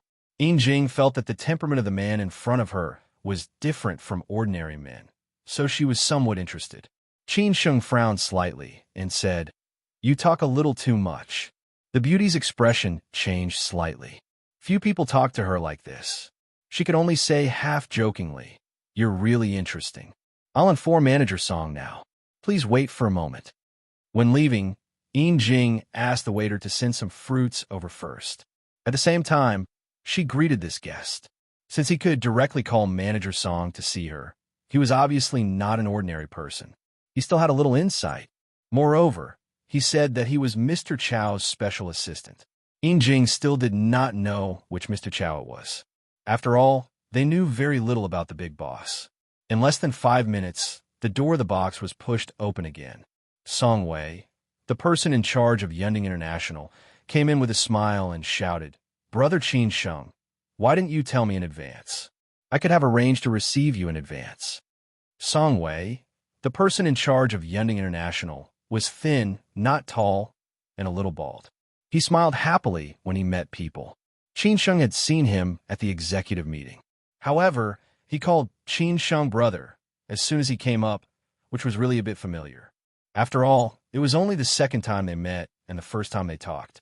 Qin Sheng slowly got up, held Song Wei's hand, and said with a smile, "I thought Brother Song would not see me. It seems that my brother was rejected by Mr. Qian." The shrewd Song Wei immediately understood what was going on and joked bluntly. Qin Sheng was surprised and said, "How did Brother Song know?" Song Wei did not rush to answer the question. He waved his hand to signal the waiter to go out. Then he told Yin Jing, "Xiao Jing, bring a bottle of good red wine and my cigar box." In the blink of an eye, only Qin Sheng and Song Wei were left in this luxuriously decorated European-style box.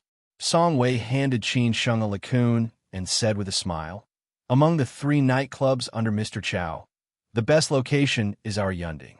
Unfortunately, the best business is Mr. Qian's Poly International. Brother Qin can come to our Yunding, which means that you have been a Poly. Since you said that I would not see you, obviously you have not seen Mr. Qian. Luckily, Brother Song gave me face. Otherwise, I wouldn't be able to raise my head in front of Mr. Chow," Qin Sheng said with a chuckle. He could understand this kind of simple logic. However, at present, he did not know the people in charge of these places and subsidiaries, so Qin Sheng would not confide in anyone. Song Wei laughed and said, "Brother, you must be joking. I'm not as confident as Mr. Qian. You know, Mr. Qian is the brother-in-law of the second largest shareholder of the group. How can I compare with him? The second largest shareholder is just a small shareholder. Mr. Chow always has the final say in Yuanda. No matter how he jumps, he is still under Mr. Chow's control," Qin Sheng said disapprovingly. But he just knew this news. Song Wei shook his head and said, "In the past few years, no one dared to make trouble. In the past 2 years, Mr. Chow has retired behind the scenes and basically does not care about the company's business. The company's veterans have formed their own cliques and are thinking about how to make money. Who still cares about the company's profit? So, the company has been going downhill in the past 2 years, and the profit is plummeting. That's why Mr. Chow asked me to be his special assistant," Qin Sheng said bluntly. Song Wei stared at Qin Sheng and was slightly absent-minded. No one knew what he was thinking. He and Qian Buping had always been rivals. As for Mr. Hu was in charge of Xindinghong, he was a relatively close ally. After all, Qian Buping had been suppressing them. I don't know if you have seen the company's semi-annual report. Our Yunding is improving steadily. After all, I have made great efforts to reorganize it. Besides, the position here is so good. If we can't make achievements, I will lose face. Poly International, on the other hand, has experienced a sharp decline. But I have observed the passenger flow of Poly International, and it has not shrunk so seriously. Anyone with a discerning eye can tell that there is something fishy going on. Mr. Chow definitely knows about it. So if Brother Qin wants to satisfy Mr. Chow, he. Song Wei pointed out a way for Qin Sheng. Qin Sheng said playfully, I know Brother Song and Mr. Qian do not get along. Everyone knows that we are not in the same pot, but what I said is the truth, Song Wei said lightly. Qin Sheng beat him at his own game and said, Brother Song, tell me, is there any way to find Mr. Qian's weakness? Song Wei smiled and did not speak. At this time, the public relations manager, Yin Jing, and the waiter came in with red wine and cigars. They served Qin Sheng and Song Wei personally. After they sobered up and cut the cigars, they left happily. When they left, they did not forget to give Qin Sheng a wink. Song Wei handed the cigar to Qin Sheng. Although Qin Sheng was not used to smoking cigars and smoked very little, he was not a bumpkin who had not seen the world. He skillfully lit the cigar and took the first breath of fruity smoke. Mr. Chow has high hopes for you, Brother Qin. But if you really win Mr. Qian, you'll be able to control the group of people below, Song Wei said meaningfully. Qin Sheng said politely, I hope Brother Song can show me the way. I will be very grateful. I'm just telling you what I know, which may be more useful to you, Song Wei said with interest. I heard that the financial manager of Poly International often goes to Macau. As a financial manager, his family background is not very good, so there must be some problems. You can let the company check the accounts of Poly International, or you can find a way to get through this line. Either way, this matter will be settled. That's right, Song Wei said with interest. I heard that the financial manager of Poly International often goes to Macau. I see. Thank you, Brother Song, Qin Sheng said with a smile. Song Wei said casually, my position in the company is not high, and I will have to rely on you in the future. So you don't have to be so polite. If you want to ask, as long as I know, I will tell you. Then let's drink and talk. Jing, come in. Yin Jing, who had been guarding the door, immediately knocked on the door and came in. Manager Song, what do you need? Let Wei Wei and Qian Qian come over, Song Wei ordered. These two were the top stars of Yunding International. They were used to greet VIPs. Qin Sheng did not refuse. Otherwise, Song Wei would be sensitive. As long as he kept his bottom line and principles, it would be fine. Tonight, he finally had a breakthrough.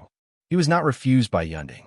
The next day, he directly found the director of the financial department, who was also the deputy general manager of the company. Qin Sheng came straight to the point and said bluntly, Mr. Hao, help me check the account of Poly International in the past 2 years.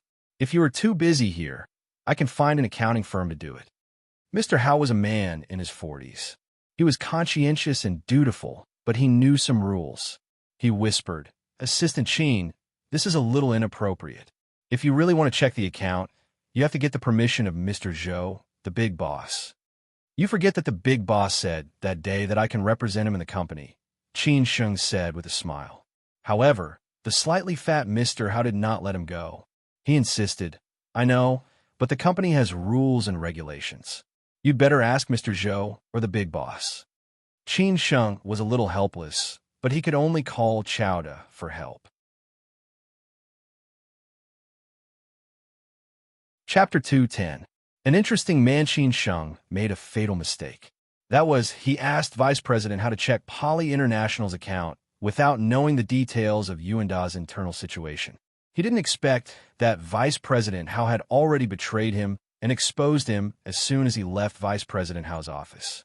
Therefore, when Qin Sheng called Chowda and said that he wanted to check Poly International's account and Vice President Hao needed his authorization, Chowda said, after a moment of silence, Come here, I want to talk to you again. Qin Sheng realized what was wrong. Shouldn't he check Poly International's account? In the Chow family of Jiushi Rose Garden, only Chowda and his eldest daughter were left in the big villa. His eldest wife and son went to her mother's house, His second wife took her little daughter out shopping. His rebellious eldest daughter was playing games in the room, and Chao De was reading in the study. After Qin Sheng saw Chao De, he said without confidence, "Mr. Chao, I shouldn't check Poly International's account?" Chao De didn't answer immediately. He just smiled and said, "Qin Sheng, you can call me Uncle Chao if there are no outsiders. You can call me Mr. Chao at other times." Qin Sheng was somewhat surprised, but he was very moved. "Okay, Uncle Chao, by the way, where's your girlfriend from? Is she getting used to the life in Hangzhou? If she is not happy with her work, you can tell me. After all, you are Lao Zhuang's nephew. My friendship with Lao Zhuang is also there." Chao De put down the book and smiled. Qin Sheng explained, "She is from Ningbo. She used to come to Hangzhou often, so there's nothing wrong with her." "That's good.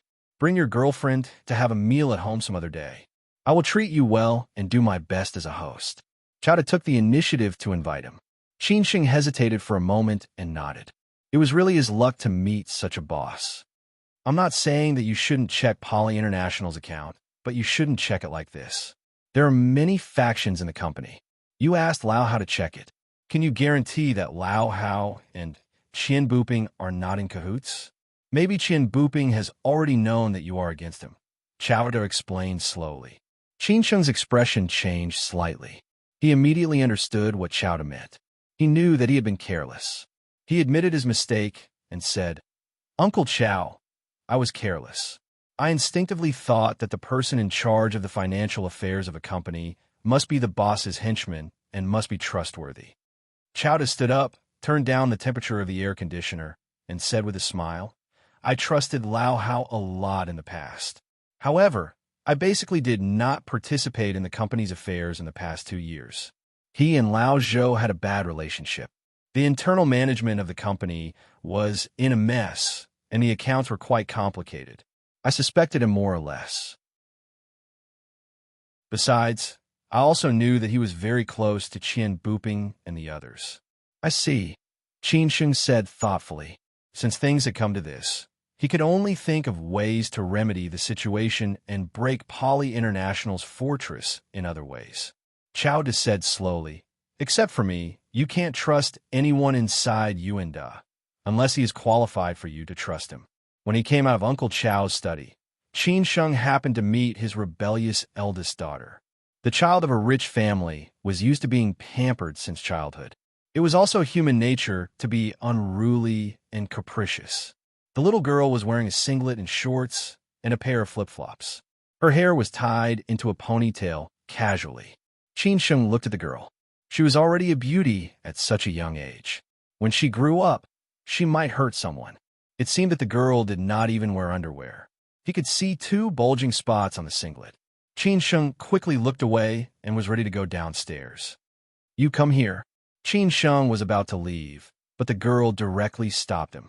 Chao Da's son was called Chao Zhang, his wife was called Chao Ying, and his daughter was called Chao Yu. Their names were all single characters. They should be particular about their names. Some families were like this. Chao Ying was not very interested in the new family member that her father mentioned. Anyway, her father liked to toss around these trivial things. However, her life needed a coolie. "What's the matter?" Qin Sheng did not like a rude child, no matter how beautiful she was. "She directly called you, 'Come here.'" This girl had a really bad temper. Chao Ying stared at Qin Sheng and said, "Let me use your phone." Qin Sheng did not ask much and handed the phone to Chao Ying. Chao Ying immediately dialed a number. After 2 rings, she hung up. Then she looked up and said with a smile, "My father said that you are a new member of our family. So if I have any problems, can I look for you?" Qin Sheng nodded calmly and said, "Yes. Okay, this is my mobile phone number. I have saved it for you. If I have any problems in the future, you must be there as soon as possible." Chao Ying said confidently. Then she put the phone on Qin Sheng's shoulder and turned into the room. Qin Sheng shrugged. This little girl had quite a character. When Qin Sheng left Jiushi Rose Garden, Qian Buping had just returned to Poly International. This was his private territory. He had the final say in everything. From top to bottom, no one could interfere. "Brother, you said that this guy wants to check our account of Poly International?" Yang Guorong sat in Qian Buping's office.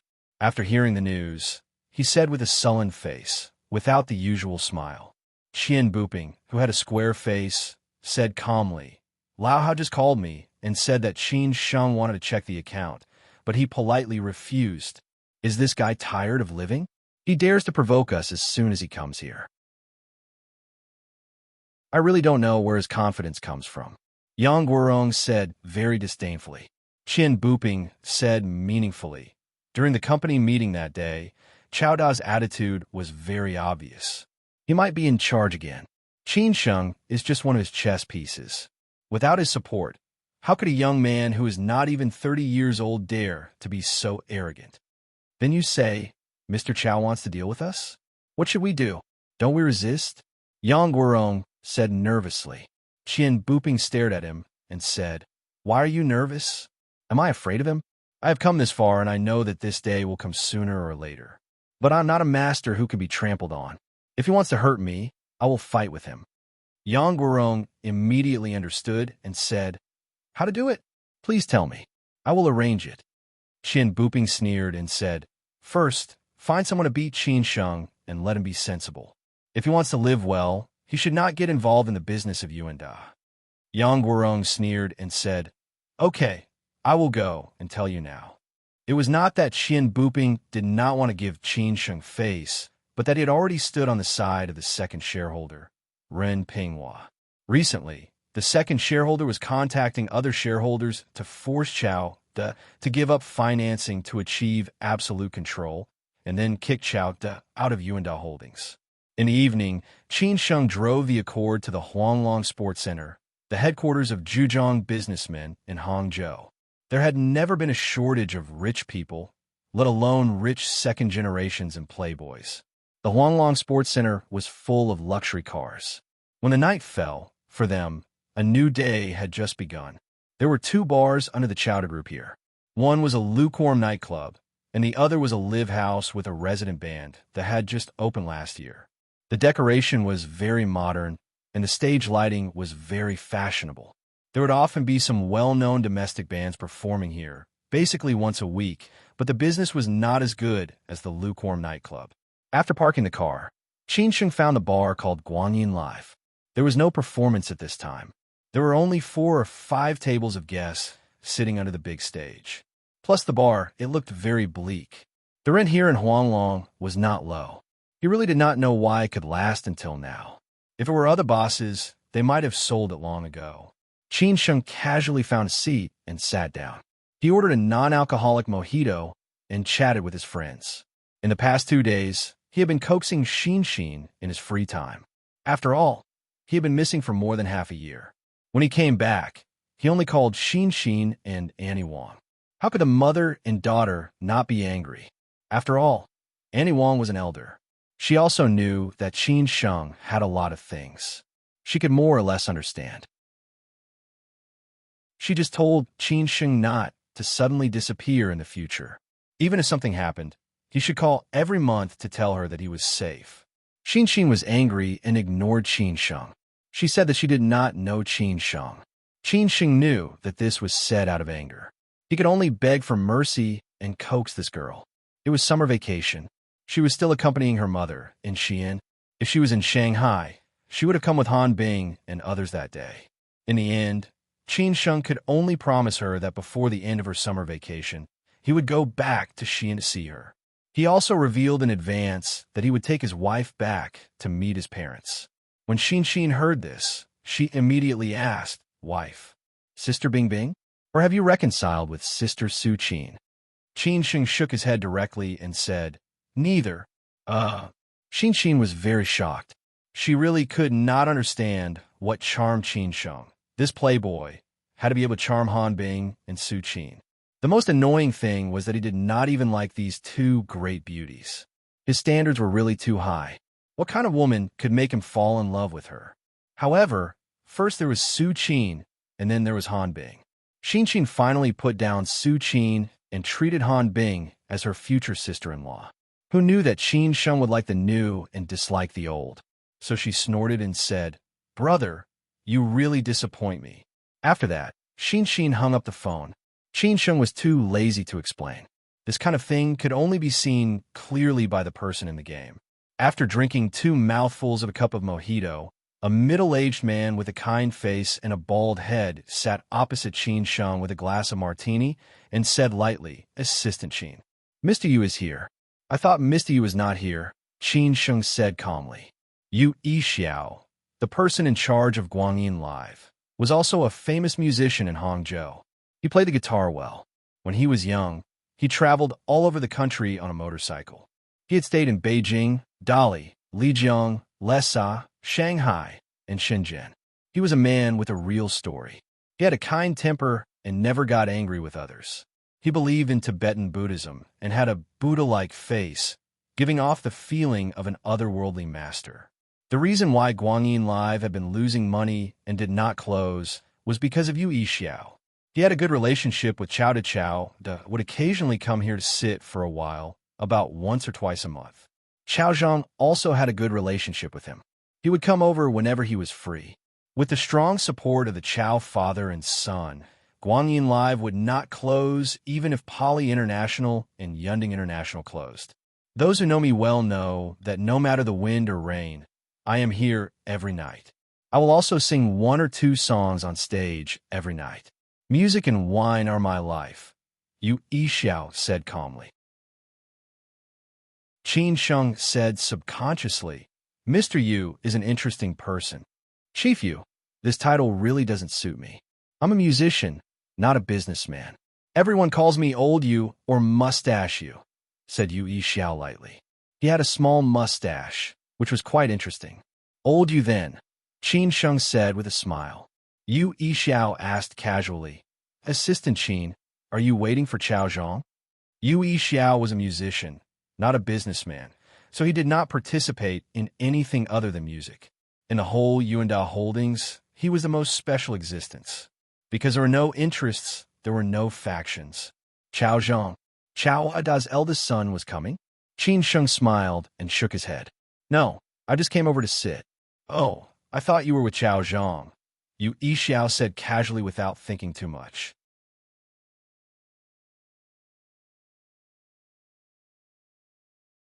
"I really don't believe it," Qin Sheng retorted directly. "Damn it, who did I offend? I ate your food, owed you, and stole from you. Why did you come up and confront me like this?" Chao Zhang glared at Qin Sheng angrily. He really did not dare to tell his father such a thing. So far, he had rarely interfered in the company's affairs. Even during the holidays, he went to other people's companies. Yu Yixiao did not expect Chao Zhang to have such a big reaction. He quickly laughed it off and said, "Chao Zhang, what's wrong with you? I have something to talk to Assistant Qin. Go backstage and try the musical instruments for tonight's performance. I'll remember you." Chao Zhang sneered and left with his friends.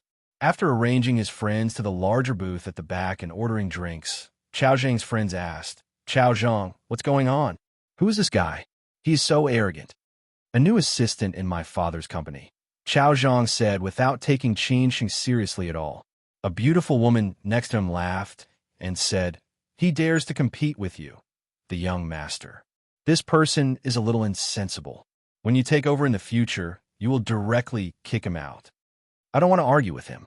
If I really want to teach him a lesson, it will be like a game." Chao Zhang snorted. A friend suggested, "Do you need me to find someone to teach you a lesson and let him know his status?" Chao Zhang really did not dare to do so. If he did, he would be challenging his father's dignity. So he quickly said, "It's none of your business. Don't worry about it. Get familiar with tonight's song first and perform well later. Don't make a mistake." They were all second-generation rich. Going to school was a sideline, and playing music, drinking, going to bars, and picking up girls was their main business on the other side. After Chao Zhang and the others left, Qin Sheng continued to drink mojito and stared at the first band performing on the stage tonight with a smile. It was a small local band in Hangzhou. Some of their songs were covers of others, and some were their original songs. Yu Yixiao replied to Chao Zhang, "This kid is good at everything, but his temper is not good. Don't lower yourself to his level. He is from a rich family. Generally, he has a temper. After all, he has never suffered or been bullied." "I can understand," Qin Sheng said casually. After this little episode, Yu Yixiao and Qin Sheng were considered to be familiar with each other. He then said seriously, "Assistant Qin, I am afraid that you did not come to Guangyin just to sit around. I am Mr. Chao's special assistant. Now that the company's performance is declining, Mr. Chao is furious. Of course, I want to know what the problem is. I have to see if there is anyone who is secretly stealing from us," Qin Sheng said truthfully. He had met many people in the company. Yu Yixiao was the simplest man in Qin Sheng's opinion. Sure enough, after listening, Yu Yixiao said bluntly, "I dare not say anything else, but I can guarantee that there is no problem with Guangyin, which I am in charge of. Mr. Chao gave me a living and let me run Guangyin. Guangyin was originally losing money. If I still fill my own pocket, then there is something wrong with me. My life is very simple. I am alone, music and wine. The rest are worldly possessions. If you don't believe me, I can give you all the accounts of Guangyin since its establishment. This is not my business. It is not up to me to believe it or not. I have to speak with facts. So I will definitely check Guangyin's accounts, but not now," Qin Sheng said without hiding. Yu Yixiao said happily, "Anytime. At least after what you said, I more or less believe you, old you. Don't let me down." Qin Sheng stared at Yu Yixiao and said in a low voice. Yu Yixiao said confidently, "No, this is the bottom line and principle of a person." After chatting for a while, another acquaintance came into Guangyin Live. This acquaintance was Chang Baji, who had been touring in Hangzhou these few days. Qin Sheng had a favor to ask of Chang Baji, so he asked Chang Baji to meet here. Yu Yixiao left sensibly and came to Chao Zhang. Chao Zhang asked directly, "Brother Beard, what is this guy doing in Guangyin? Is he looking for you?" Yu Yixiao patted Chao Zhang's shoulder and said, "Chao Zhang, don't be so impulsive. Assistant Qin is doing things for your father, and also for you. You are too young. There are many problems in the company now. What you may not know is that your father was furious in the executive meeting room of the company a few days ago. He may want to reorganize and reform. Qin Sheng is your father's sword." "I see." Chao Zhang understood instantly. Maybe he had been resisting his father all the time. Now that he saw his father's assistant, he was also resisting subconsciously. Yu Yixiao said quietly, "If there is nothing else later, you can go over and propose a toast. Consider it as making a friend. It will be beneficial for you when you enter the company in the future." Yu Yixiao seldom talked about the company, but he knew that Chao Zhang was about to be in his senior year. Basically, he would join the company at the end of the year. At that time, with an ally like Qin Sheng, he could grow faster. After Yu Yixiao said this, he left. As for whether Chao Zhang would put down his pride, he was not sure. This was Chao Zhang's business.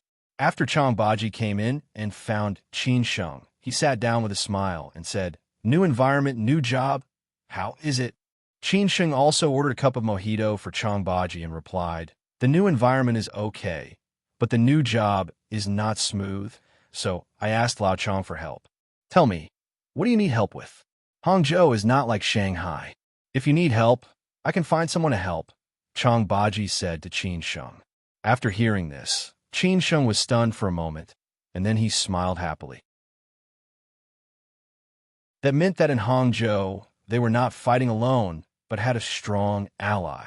Qin Sheng took out a photo from his pocket and handed it to Chang Baji, saying, "This is the financial manager of Poly International Entertainment Club. I want to get the detailed account books of Poly International for the past 2 years. If there are more unexpected gains, it will be better. The home address, license plate number, and phone number are all on the back.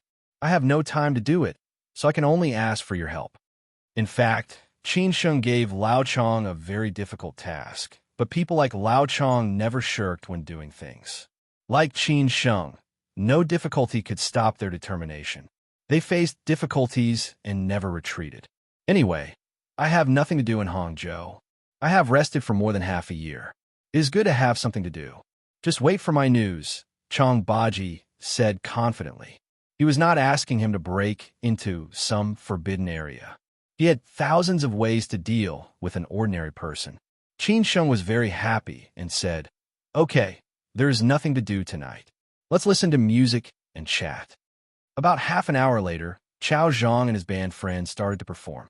The first song they chose was Only Music Is My Antidote by the Reflectors Band. The atmosphere on the scene was immediately ignited by this song. There should be many fans of Chao Zhang below, who screamed and shouted. Qin Sheng could not help but think of the time when he was in high school. He, Hao Lei, Lao Ming, and the others also formed a band. The main singers were him and Su Qin. When they graduated from high school, it was the most glorious time of their 3 years in high school. It ended with the most classic song of glory. What about now? Everyone walked and walked. Now, only Hao Lei was with him, and Mengzhi could only be counted as half. Everything was the same, but the people were different. It is so good to be young, Qin Sheng said with emotion. Then he finished the cup of mojito, but it was not wine. The reason why he did not drink tonight was that he did not want to make Lin Su angry. He had been drinking for several consecutive nights for work. If he went back tonight with the smell of alcohol, Lin Su would probably have to sleep in a separate bed from him. The songs that Chao Zhang and his band sang were quite good. There were pure domestic rock songs, fresh foreign rock songs, and some fresh folk songs. But this guy's voice was really good, comparable to his. When their performance was over, Qin Sheng and Chang Baji applauded from the bottom of their hearts. Just when Qin Sheng was about to leave, Chao Zhang, who had just gotten off the stage, came over with a glass of wine. He said indifferently, "This glass of wine, I apologize for what I said just now." Qin Sheng picked up the mojito that he was about to ask for and chuckled. "I won't drink today. If you are willing, let's try your drinking capacity when we are free." Chao Zhang was very straightforward. "I will accompany you to the end." After sitting for a while, Qin Sheng and Chang Baji were ready to leave. They had just stepped out of the door when Chao Zhang and his group of friends came out. They were going to change to the next place and go to the Queen to have fun for a while. Qin Sheng and Chang Baji just arrived at the parking spot. At this time, they saw 5 or 6 unfriendly-looking men coming out from around. Qin Sheng and Chang Baji's expression changed slightly. They really looked down on them. Chapter 2:12. Returning the favor. Qin Sheng knew very well that with his position, he would have to offend people. Mr. Chao had asked him to be a wolf, which was to bite these ungrateful people. He reckoned that it would not be long before everyone would see him as a thorn in their side. However, Qin Sheng didn't care at all. There was no such easy and comfortable job. If he didn't pay the price, how could he reap the rewards, let alone gain Mr. Chao's complete trust? Therefore, Qin Sheng didn't care who he offended. Moreover, he knew that he would offend people and that someone would deal with him sooner or later. However, Qin Sheng really didn't take it too seriously when dealing with these people. When it came to playing hard, Qin Sheng had more tricks than them. 6 burly men surrounded Qin Sheng and Chang Baji.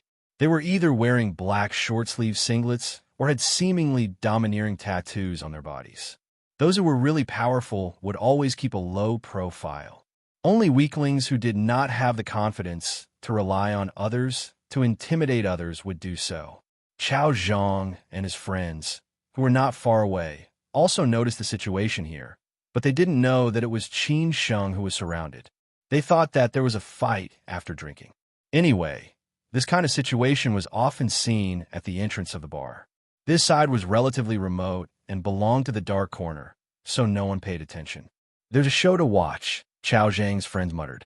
They were all young and energetic students who liked this kind of excitement.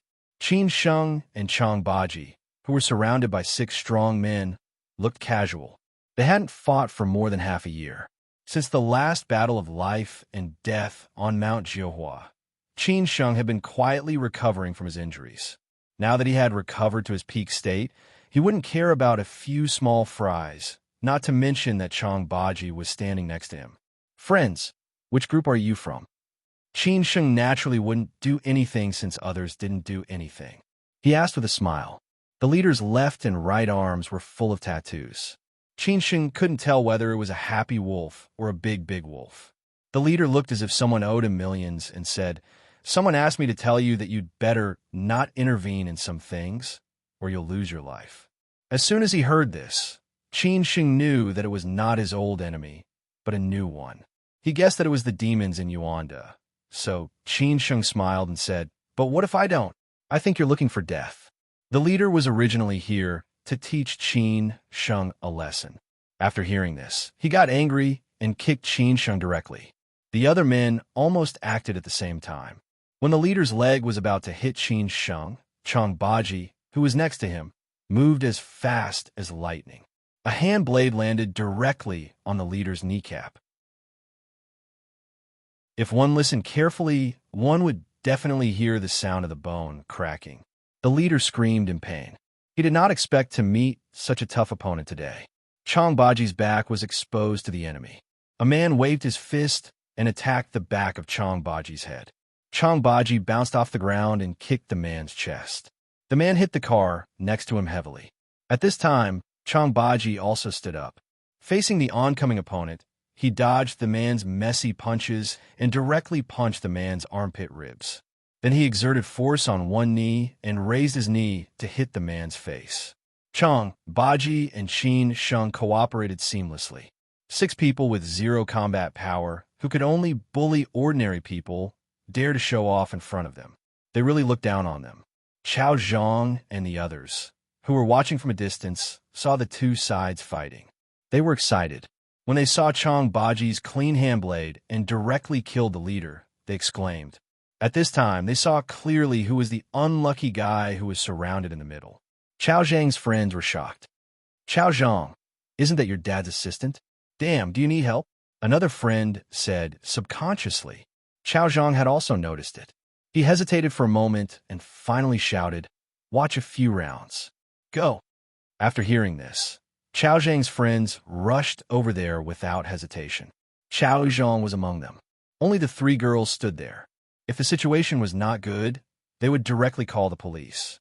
However, before they could rush to the center of the scene, Chang Baji and Qin Sheng had already finished their fight. The 6 men were all lying on the ground, grimacing in pain and screaming. How could they still have the temper to continue fighting? "You dare to warn me with such little ability?" Qin Sheng stepped on the leader's chest and sneered. The leader's chest was pressed down, and he could not breathe at all. He did not have a chance to reply. Qin Sheng said, "Go back and tell the person behind you to find a few masters next time. But since you want to play this kind of trick, well, let's see who will laugh in the end." After saying this last sentence, Qin Sheng let go of the leader and was ready to drive away with Chang Baji. He inadvertently looked up and saw Qiao Zhang rushing over with his friends. He just noticed that Qiao Zhang and the others were standing not far away, but he did not expect this playboy to have some character. He did not just stand there and watch the show. If that was really the case, Qin Sheng would be somewhat disappointed. Qiao Zhang and his friends, who had witnessed the whole process, were dumbfounded. In less than a minute, before they rushed over to help, Qin Sheng and the strange man had dealt with the 6 strong men easily. Their skills were completely like the masters in the movies and TV shows. Their movements were smooth, cunning, and ruthless. Qiao Zhang had seen a lot of ruthless characters with his father. His other friends were like Granny Lu entering the Grandview Garden, seeing the world for the first time. They all looked at them with admiration. "Are you okay?" Qiao Zhang asked with a frown. Qin Sheng shook his head slightly and said, "Thank you, I'm fine." "Who are they?" Qiao Zhang asked with concern. Qin Sheng said casually, "A group of reckless people. I'll go back first. You should go back early too. Don't let Mr. Chao's aunt worry. Sometimes alcohol is not a good thing." Qin Sheng did not mean to preach. He just took it as advice from an ordinary friend. Then he left with Chang Baji, leaving behind a stalwart figure. "Damn, Qiao Zhang, that guy is really amazing. That roundhouse kick just now was really cool," a friend said excitedly. Another girl whispered, "I still like that uncle's hand blade and shoulder throw. It's really beautiful." "Qiao Zhang, if there's a chance, ask your father's assistant to teach us a few self-defense moves," someone suggested. Qiao Zhang muttered in his heart, "Who on earth is this Qin Sheng? How can he be appointed as a special assistant by his father?"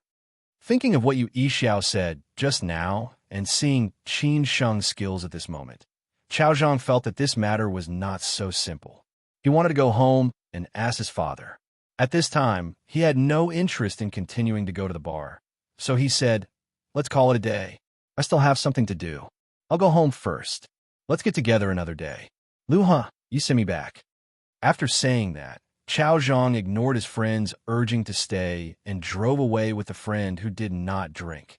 After Qin Sheng drove away from Huanglong Sports Center, he said thoughtfully, Lao Chong, you just said that you have a helper in Hangzhou.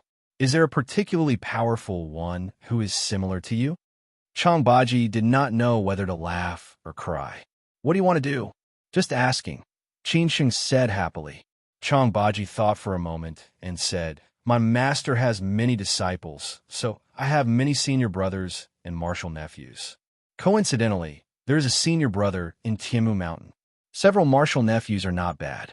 Although they are not as good as me, it is not a problem to deal with ordinary people. If I knew that you have such a strong support group, I should have looked for you when I was in Hangzhou last time. Then I would not be chased like a street rat. Qin Sheng sighed bitterly. Chang Baji ignored Qin Sheng's cheeky face and asked, Tell me, what do you want me to do for you? Qin Sheng said with a smile, Sometimes I'm narrow-minded. I don't take revenge because of our strength. For example, the Yin family and the Yi family. However, we're not the kind of people who can ride on our heads and do whatever they want.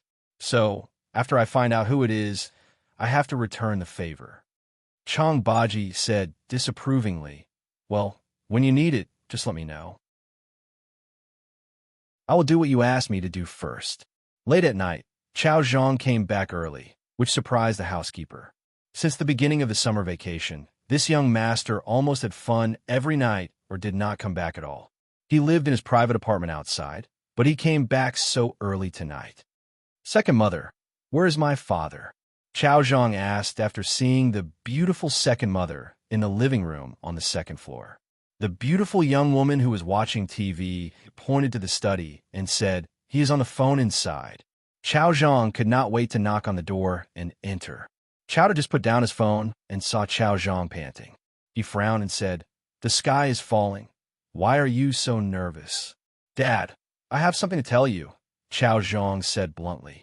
A few minutes later, Chao finished listening to Qin Sheng's episode tonight and understood what his son wanted to know.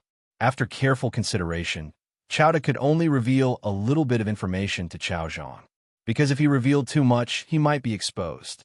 By then, it would disrupt the big boss's plan in Beijing, and it would be really not worth it. As a result, Chao said, Son, remember what I said. Qin Sheng is not a simple man. Don't be fooled by his young age. The things he has experienced are far beyond your imagination. Being friends with him will do you no harm. Is he that good? Chao Zhang asked doubtfully. Chao Zhang was afraid that his bad temper would go against Qin Sheng, so he gave him some advice. He sighed and said, You will know in the future. When has your father ever been wrong? Chao Zhang fell into deep thought. It was rare to see his boss admire a young man so much. His resistance towards Qin Sheng had disappeared, followed by curiosity. It's getting late. Go to bed early. Chao smiled and said, As I said, before you graduate from college, I don't care what you want to do. But after you graduate from college, you have to take over the company. I'm old and don't have the energy. You have to think about the women at home, or I'll have to sell the company.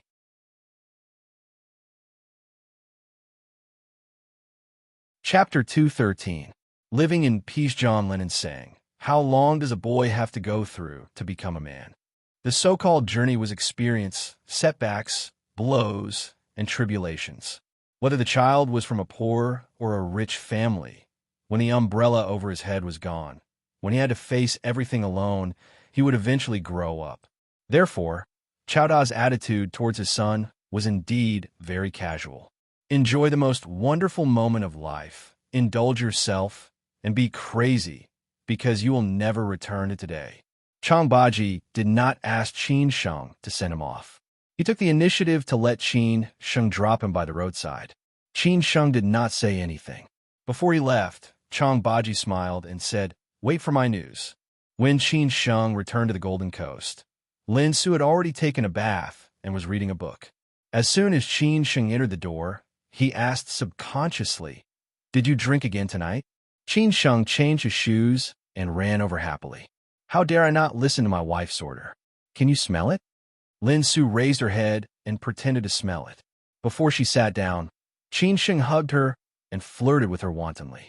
Her tempting lips became Qin Sheng's best trophies.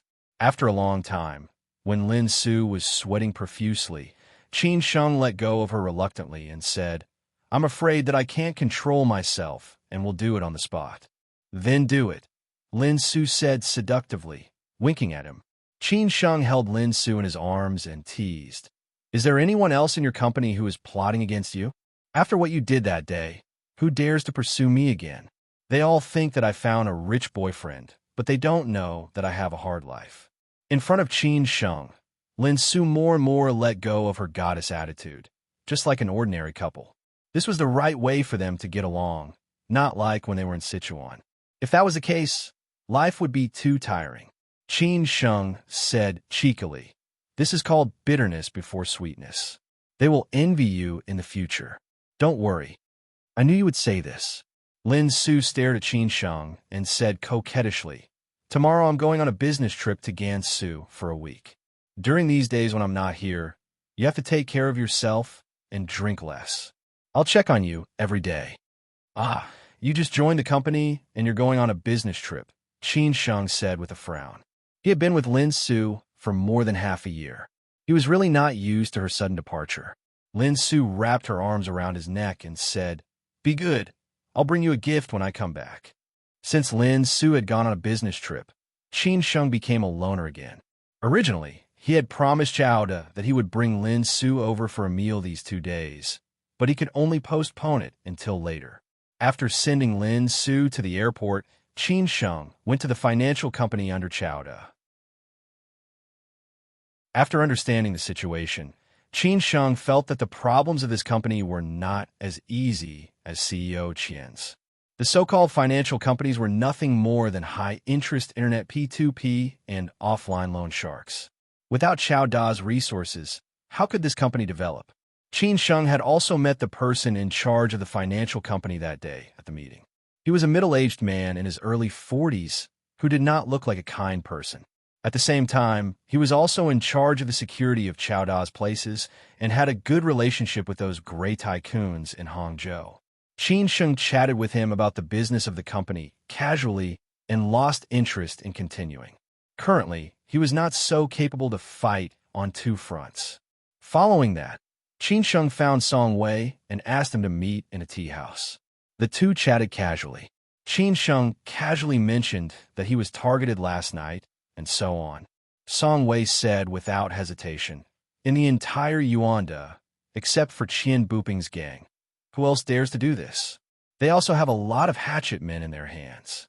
Qian Buping, LV Shimin, Vice President, how all of them are the people of the second shareholder, Yuan Ko.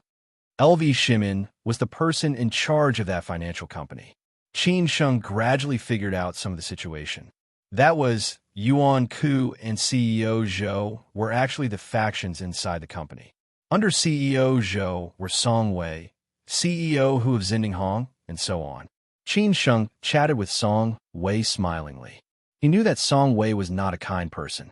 He just wanted to use Qin Sheng to get rid of CEO Qian's gang. Qin Sheng only had one purpose, which was to completely reorganize the entire Yuanda. Behind him was Chowda. What else was there to be afraid of? Since CEO Qian had continuously put him in his place, if Qin Sheng did not fight back, this group of people would really be a little bit unscrupulous. Therefore, Qin Sheng immediately contacted Chang Baji and asked him to fight back.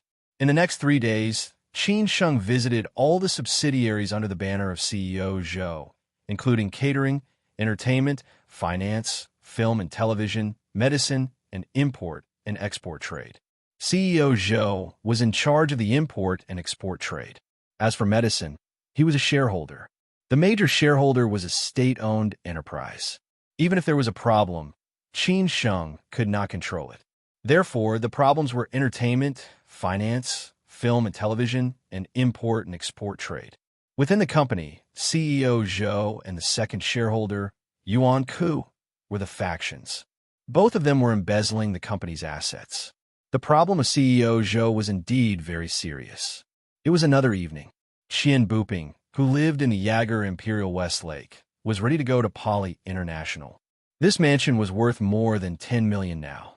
It could be seen that Qian Buping's net worth was not simple. It went without saying where his money came from. Yang Wurong had already told him about what had happened that night. The 6 subordinates that he had sent were all wiped out. On Qin Sheng's side, there were only him and another friend. The battle was finished within a minute. After hearing this, Qian Buping was shocked. He suddenly became serious and realized that this Qin Sheng was not an ordinary person. It was better not to provoke him and make plans after discussing. Therefore, Qian Buping told Yang Wurong not to mess around. Then he arranged for the finance manager to go to Macau for a few days to avoid the news in Hangzhou. In the underground garage, the driver and the bodyguard were already waiting for Qian Buping at the entrance of the elevator. Although Qian Buping was only the person in charge of Poly International, his extravagance was not ordinary. Moreover, because he had offended many people, it was also for safety. Just as Qian Buping was walking toward the new Volvo S90, a young man who had been waiting in the underground garage for half an hour lowered the brim of his hat and walked quickly toward them.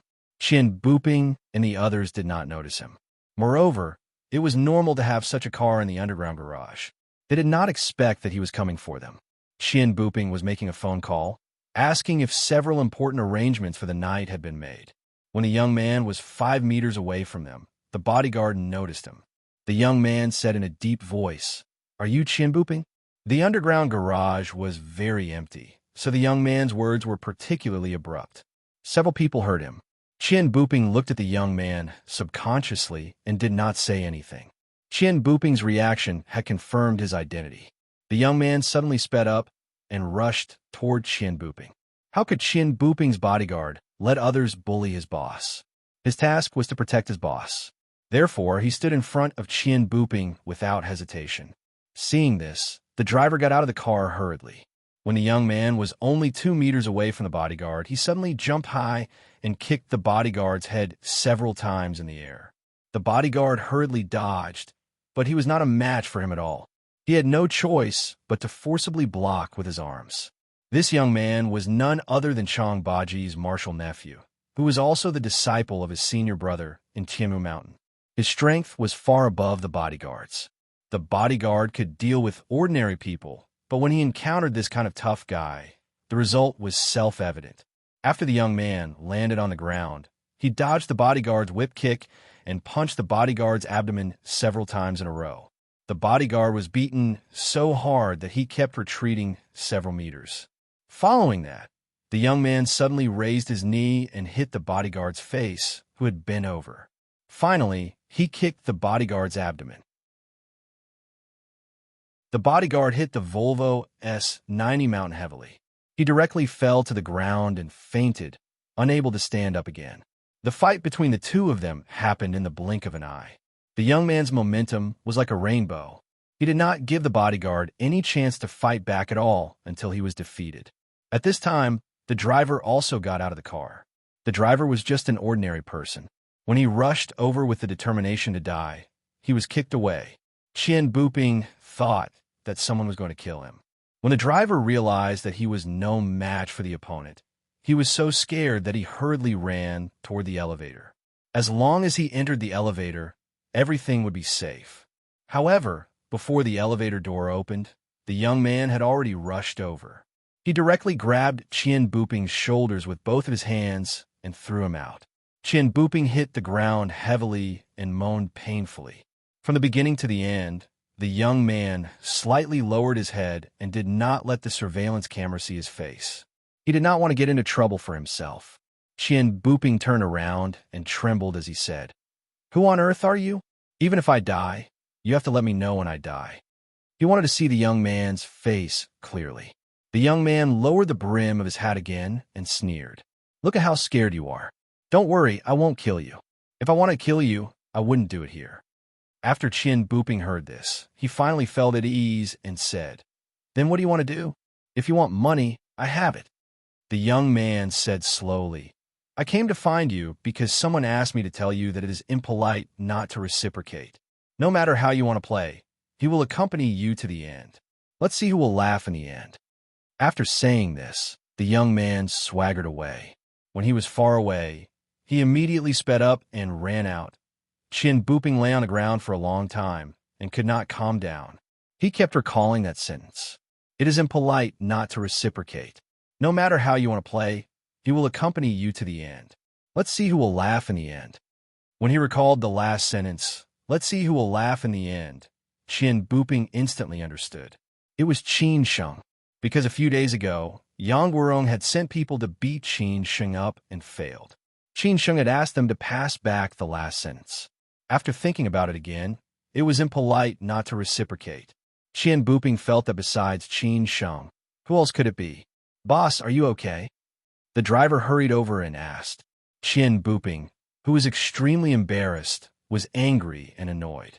He went for wool and came home shorn. Who on earth was this Qin Sheng? He was so domineering and did not take him seriously at all. Qin Buping glanced at the bodyguard who had not woken up and said casually, "Find someone to deal with him." If the young man had really wanted to kill him today, he would have been dead. His bodyguard was known as the Sanda Master in the province, but he had been knocked down in just a few moves. After leaving the community, Qin Buping did not go to Poly International as he had originally planned. Instead, he made an appointment with their stronghold and invited Vice President Hao and LV Shimin. He did not dare to disturb his brother-in-law, Yuan Ko.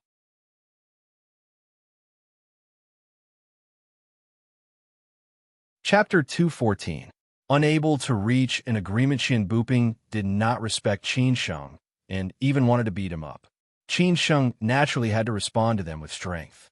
Otherwise, if he compromised blindly, they would be insatiable. In the end, he would achieve nothing. Strength was important in this society. If you showed off your muscles occasionally, they would know that you were not someone to be trifled with. Originally, Qin Sheng was prepared to face an even fiercer storm. Who knew that Qin Buping would admit defeat just like that?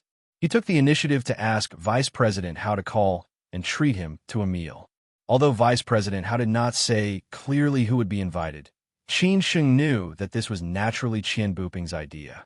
On Qin Sheng's way to the dinner, Chang Baji called and said that the financial manager of Poly International had been controlled by him. After hearing this news, Qin Sheng was extremely happy.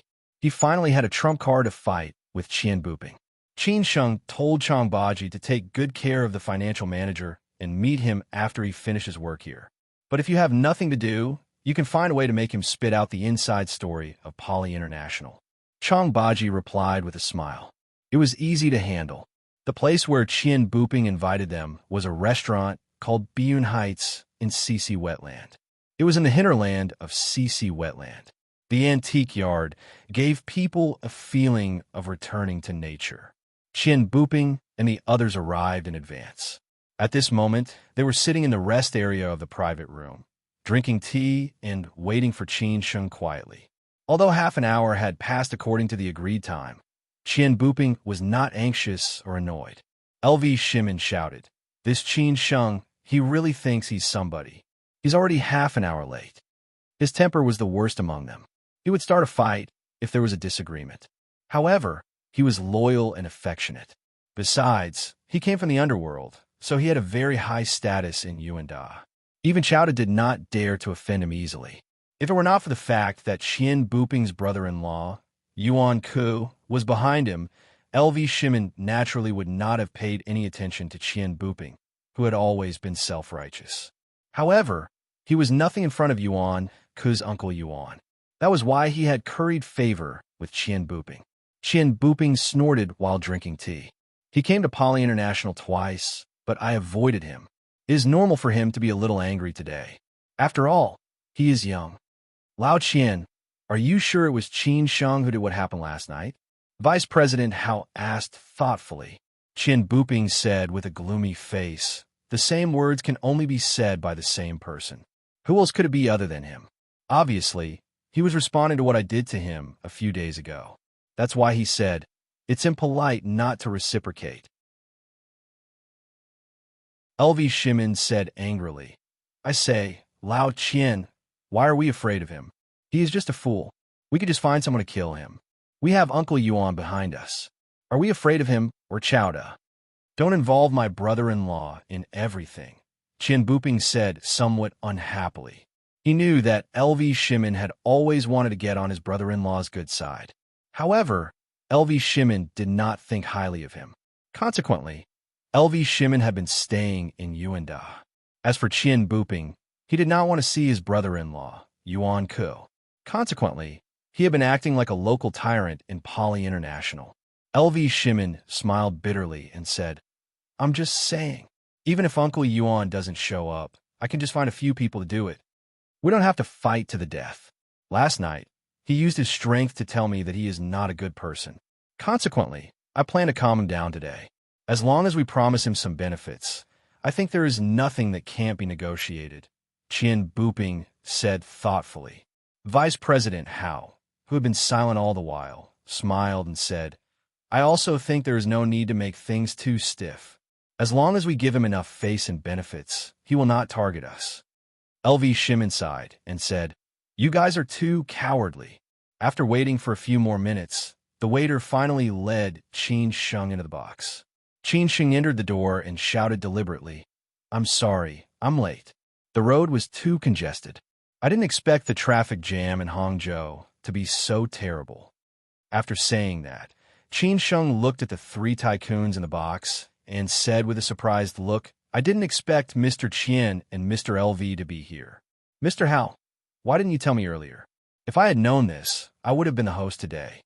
Vice President Hao smiled and said, Assistant Qin, you are too polite. We are all in the same company. Assistant Qin has just entered Yuanda. We should be the host and welcome Assistant Qin to this big family. However, Mr. LV and Mr. Hao were too busy a few days ago, so it was postponed until today. Qin Sheng cursed in his heart. You are so hypocritical. If I hadn't taught Qian Buping a lesson yesterday, would you take me seriously? Qin Sheng said casually, Mr. Hao, you are treating me like an outsider. Vice President Hao glanced at Qian Buping and LV Shimin and said with a smile, Since everyone is here, let's sit down. We can eat and drink while chatting. Isn't it fun? You are right, Mr. Hao, Qian Buping said with a smile. He and LV Shimin had been looking Qin Sheng up and down, wondering what this guy's background was. They were wondering if he dared to fight with them because he had chowda as his backer. After they sat down, Mr. Hao asked the waiter to serve the dishes. Qin Sheng stared at Qian Buping and said with a smile, I finally met Mr. Qian. I went to Poly International twice, but Mr. Qian didn't want to see me. Mr. Hao is really influential. Assistant Qin, I apologize to you today. I was really busy the last 2 times. They were all big shots, so I didn't dare to neglect them. I hope Assistant Qin won't take it to heart, Qian Buping said with a faint smile. Qin Sheng laughed and said, Since Mr. Qian has said so, I am not a stingy person. Of course, I won't take it to heart. After the dishes and wine were served, Vice President Hao livened up the atmosphere. Everyone chatted with each other casually. They were all polite words. Qin Sheng's words were watertight. As long as you don't say anything, I will pretend that nothing happened and just take it as a free meal. Feeling that it was about time, Qian Buping said, I heard from Mr. Hao that Assistant Qin wants to check the account of Poly International. I wonder what Assistant Qin means. Qin Sheng looked at Vice President Hao and couldn't help but feel that he was a little too impulsive at that time. If he had known the internal situation of Yuanda clearly, he would not have asked Vice President Hao for help, let alone let Qian Buping know. Vice President Hao explained with a smile, Assistant Qin, don't be angry. I think we are on the same side. Doing this will embarrass Mr. Qian. So if there is anything, just talk it out. Qin Sheng said disapprovingly, Mr. Hao thinks too much. Mr. Qian also thinks too much. Checking the account of Poly International is a routine thing. I just came to Yuanda, so I naturally need to know the situation of each subsidiary company. So I will check the account of other companies next. Then why did Assistant Qin start with Poly International? Qian Buping asked. Qin Sheng said with a smile, I want Mr. Qian to set an example for everyone. Mr. Qian has followed Mr. Chao for so many years and can be regarded as a senior. If everyone sees that Mr. Chien doesn't care, others can't say anything. I think Assistant Chien thinks that I am easy to bully. Chien Booping gritted his teeth and said. Chien Sheng said in surprise, "What are you talking about, Mr. Chien? How could I do that? I'm Mr. Chow's special assistant. Mr. Chow asked me to represent him with full authority. You saw how angry Mr. Chow was at the meeting the other day. If I don't make some achievements, I'll have to pack up and leave." Assistant Chien, you are still too young. The internal situation of you and Da is not as simple as you think, Chien Booping said with a smile. LV Shimin said timely, "Many things are not what they look like on the surface." Assistant Chien, you think too simply. I am afraid that if you do this, you will offend people. If you suffer losses, the gains will not make up for the losses. This was already a naked threat. Chien Sheng laughed and said, I am a man with a one-track mind. If I promise someone, I will definitely do it. I am not afraid of suffering losses or offending people. But since you said so, I really have to be careful. I almost had an accident 2 days ago. I also almost had an accident last night, Chien Booping replied. I really don't know who is so bold as to dare to attack me. Didn't they ask about my background? Chien Sheng said thoughtfully, Oh, then this person is really bold. Assistant Chien, as far as I know, you have just arrived in Hangzhou and have a beautiful girlfriend. You have just settled down. There is no need to make enemies around you. Otherwise, you will regret it for the rest of your life. Chien Booping said casually.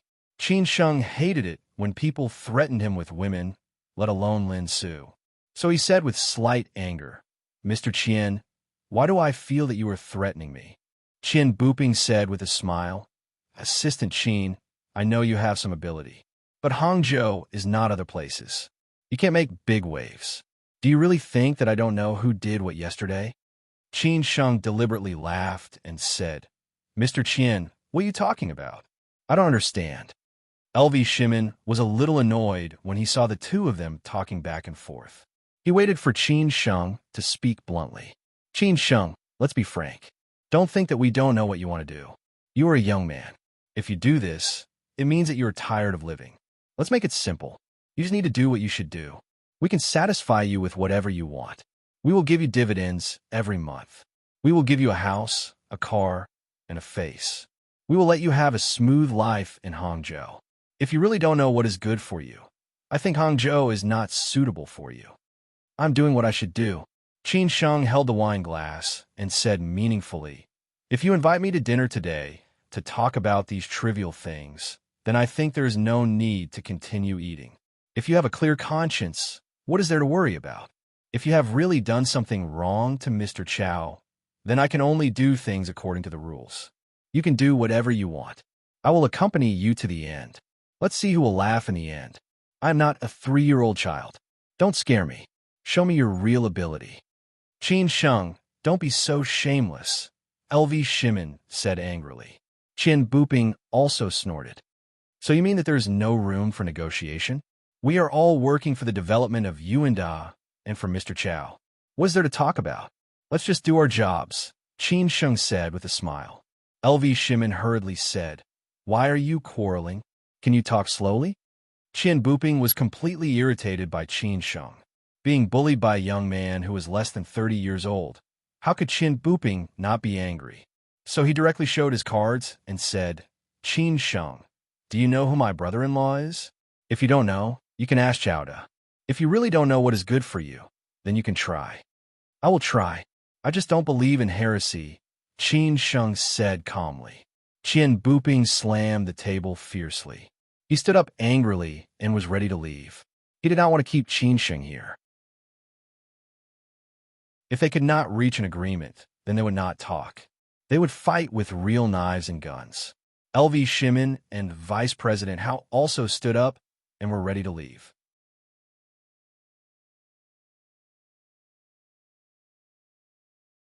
Chapter 215. Admit defeat. After hearing Chien Sheng's words, Chien Booping stopped subconsciously. His expression changed instantly, and his eyes were cloudy. Then he turned his head slowly and stared at Chien Sheng. Manager Feng was none other than the financial manager of Poly International, who was also Chien Booping's confidant. Assistant Qin, what do you mean by this? Are you threatening me? Qian Buping sneered. Originally, he had planned to get along with Qin Sheng peacefully today. He would share some of the meat with Qin Sheng. There was no need to fight to the death. Everyone was doing this for their own interests. However, seeing Qin Sheng's arrogance and thinking of his embarrassment last night, Qian Buping could not suppress his anger. He really wanted to fight with Qin Sheng. Qin Sheng stood up with a smile and said, Mr. Qian, you think too much. How dare I? I'm new here. How dare I offend a local bully like you? I just said it casually. Qian Buping did not know that the financial manager had been controlled by Qin Sheng. He snorted and said, Assistant Qin, why don't you dare? Mr. Qian, Mr. LV, Mr. Hao, take care. I won't see you off. See you next time, Qin Sheng said with a smile. Chao Da's position was Qin Sheng's position. Therefore, it was impossible for Qin Sheng to collude with Qian Buping and the others. He was destined to be on the opposite side from the beginning, so he did not care about offending them. In Hangzhou, Qin Sheng's resources were not weaker than theirs. Chao Da was the first layer of protection. Zhuangzhou and Xue Qingyan were the second layer. Moreover, there were Xia Ding and the others. Therefore, as long as Qin Sheng knew his limits, there would be no accidents, let alone the situation of Mount Jihua. After Qian Buping and the others came out of Biyun Clubhouse, Qian Buping had been thinking about the meaning of Qin Sheng's last sentence. He began to think that Qin Sheng wanted to check the account of Poly International. Since Vice President Hao could not do it, he might start from Manager Feng. However, Manager Feng was his confidant. He had gained a lot from Poly International in recent years. Therefore, it was impossible for him to betray him. Moreover, he had already been sent out. However, the more he thought about it, the more he felt that something was wrong. Qian Buping immediately called Yang Guorong and said, Contact Feng Qing for me. Yang Guorong, who was busy in Poly International, heard this and realized that something might have happened. He called Feng Qing immediately. Qin Sheng has gone too far. Old Qian, are you just going to endure it? LV Shimin asked angrily. In the past 2 years, they had been acting like tyrants and had never been afraid of anyone. Now, Emir Qin Sheng made them so cautious. LV Shimin must be holding back his anger. Qian Buping snorted as he said, Endure? Do you really think I'm afraid of him? He's just a brat who's still wet behind the ears. We have too many ways to deal with him. But Chao Da is behind him. We have to face Chao Da, not Qin Sheng. Do you really think it's that simple? It was not until LV Shimin heard this that he became serious and said, Then what do you think we should do about it? At worst, we all quit. Let's see how chaotic Yuanda will be. I'm also a little confused now. I need to discuss this with my brother-in-law, Qian Buping said thoughtfully. That was because he was very clear that if Chao Da really wanted to deal with them, it would be tantamount to falling out with his brother-in-law. Would Chao Da really want to do that? When Qin Sheng came out of Biyun Clubhouse, the first thing he said was, Damn it, you treat me to a meal. Why do you want to pay the bill? Chang Baji stopped Manager Feng before he left Hangzhou. Qian Buping and the others all thought that Feng Qing was having a good time in Macau at the moment, but they did not know that he was experiencing hell on earth in Mount Tianmu. Chang Baji had tortured Feng Qing a lot. His means were comparable to extorting confessions by torture, which could leave no trace. Only when people had a psychological breakdown would they let down all their defenses. Chang Baji only asked, I want the account books of Poly International for the past 2 years. Feng Qing was Qian Buping's henchman. If anything happened, Qian Buping would definitely take care of him. However, if he betrayed Qian Buping, he would only die. So he replied, Who the hell are you? You even dared to kidnap me. Do you want to die? Chang Baji said calmly, Since you were so reckless, don't blame me. I hope you can hold on. After Qin Sheng left Biyun Clubhouse, he first took a taxi to the designated place, where he asked Xia Ding to arrange a car. Then he drove to Mount Tianmu. Of course, he did this to prevent anyone from following him. At present, Feng Qing was a key for him to pry open the whole Yuanda. He would not allow anything to happen to Feng Qing. On Qin Sheng's way to Biyun Clubhouse, Qian Buping, who had already gone to Poly International, finally received a call from Yang Guorong. Feng Qing was missing. Qian Buping panicked instantly.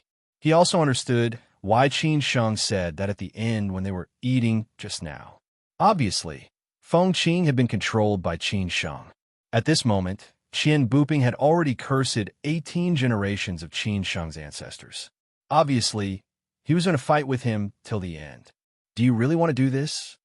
Qian Buping gnashed his teeth and said, then don't blame me for being ruthless.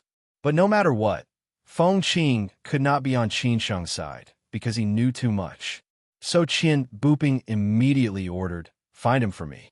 Even if you have to dig 3 feet into the ground, you must find Feng Qing. If he is alive, I want to see him. If he is dead, I want to see his body.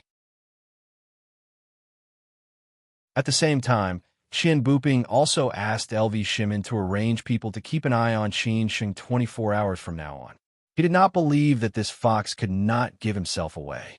Mount Tianmu was located in the west of Hangzhou. It took about an hour to drive there. It was surrounded by mountains. It was very easy to hide someone there. On the mountainside of Dragon Gate Pit in Mount Tianmu, there was a courtyard with a single door. There was no other house within a radius of hundreds of meters. This was the place where Chang Baji's senior brother usually arranged for his friends to cultivate. These days, Chang Baji had borrowed it. This place was really difficult to find. After Qin Sheng drove to the foot of the mountain according to the navigation, a young man drove in front of him to lead the way. After making many turns and walking for more than 10 minutes, they arrived at this courtyard. The young man was one of Chang Baji's martial nephews. He did not ask any nonsense at all. He directly led Qin Sheng to the courtyard. After entering the door, he shouted, "Martial uncle, the guest is here." Chang Baji then walked out and joked, "Didn't anyone follow you on the way? How could they find me so easily?" Qin Sheng said casually, "Hasn't Feng Qing said anything yet?" Chang Baji said disapprovingly, "I didn't ask him. I've been struggling. Didn't I wait for you to come and ask in person?" "You are really ruthless," Qin Sheng said with a smile. Then he turned around and asked, "This should be your martial nephew, right?" "Yes, I asked 2 disciples from my senior brother to help me. You can rest assured about their skills and work," Chang Baji said in a low voice. "Is he the one who dealt with Qian Buping that day?" Qin Sheng quietly looked at this young man. It was dark on the road just now, so he did not pay attention to him at all. This young man did not look very old. He was estimated to be about 25 or 26 years old. He was a little thin, with a small beard and a cold look in his eyes. Chang Baji shook his head and said, "No, he is Gu Qingyang. The one who dealt with Qian Buping is Gu Xiaobo. Both of them are good at martial arts. Senior brother has something to do, so Xiaobo is not here tonight. If you need help, you can borrow them." While Qin Sheng was looking at Gu Qingyang was also looking at Qin Sheng. He did not know what Qin Sheng had done to make such a figure like senior uncle work for him. Chang Baji knew what Gu Qingyang was thinking about. He smiled and said, "Qingyang, you can't look down on the man standing in front of you. Even if you and Xiaobo join hands, you are not a match for him." After hearing this, Gu Qingyang's face changed slightly. He did not expect that the man in front of him was also a martial artist. He could not help but regret his neglect just now. Qin Sheng smiled and said, "Lao Chang, don't flatter me. I almost died half a year ago. Nowadays, 2 fists can fight 4 hands, but not 400 hands." Chang Baji smiled and said, "Come on, don't talk nonsense. Come in and do your business. Otherwise, I'm afraid that this guy can't hold on anymore." After Qin Sheng walked into the room, he saw Feng Qing was thrown into the air by Chang Baji. He was only wearing underwear. His hair was messy, and his face was pale. It seemed that he was dying. Gu Qingyang picked up a basin of cold water beside him and directly splashed it on Feng Qing's face. Feng Qing, who was in a coma, woke up immediately. Qin Sheng was a little worried. "Will he be okay?" Chang Baji glanced at Feng Qing, who looked like a dead fish. He smiled gently and said, "Don't worry. He won't die." The light in the room was a little dim. Feng Qing opened his eyes in a daze. When he saw who was standing in front of him, he thought that the devil was going to torture him again. He said in a hurry, "Kill me. Kill me." Chang Baji and Gu Qingyang took a few steps back. Qin Sheng picked up the towel beside him and wiped the water on Feng Qing's face. He squinted and asked, "Feng Qing, do you know who I am?" Feng Qing shook his head weakly. Qin Sheng said in a low voice, "I'm Mr. Chao's new special assistant. You should know why I asked you to come here. If you want to live, cooperate with me and give me the account books of you and Da in the past 2 years. I promise that you will be okay." "Assistant Qin, it turns out that you kidnapped me." Feng Qing finally knew the mastermind behind the scenes. He laughed crazily and then said, "It's not that I don't want to give them to you. It's that I can't. If I give them to you, I will die. Mr. Qian will definitely kill me. If you don't give them to me, you will die now. Do you know that?" Qin Sheng said ruthlessly, "I am not a kind man. You should have seen it today. I have many ways to make you live a life worse than death. In the end, you will die in despair." Hearing this, Feng Qing trembled a little. Chang Baji took out a silver needle at the right time. Feng Qing was scared and screamed.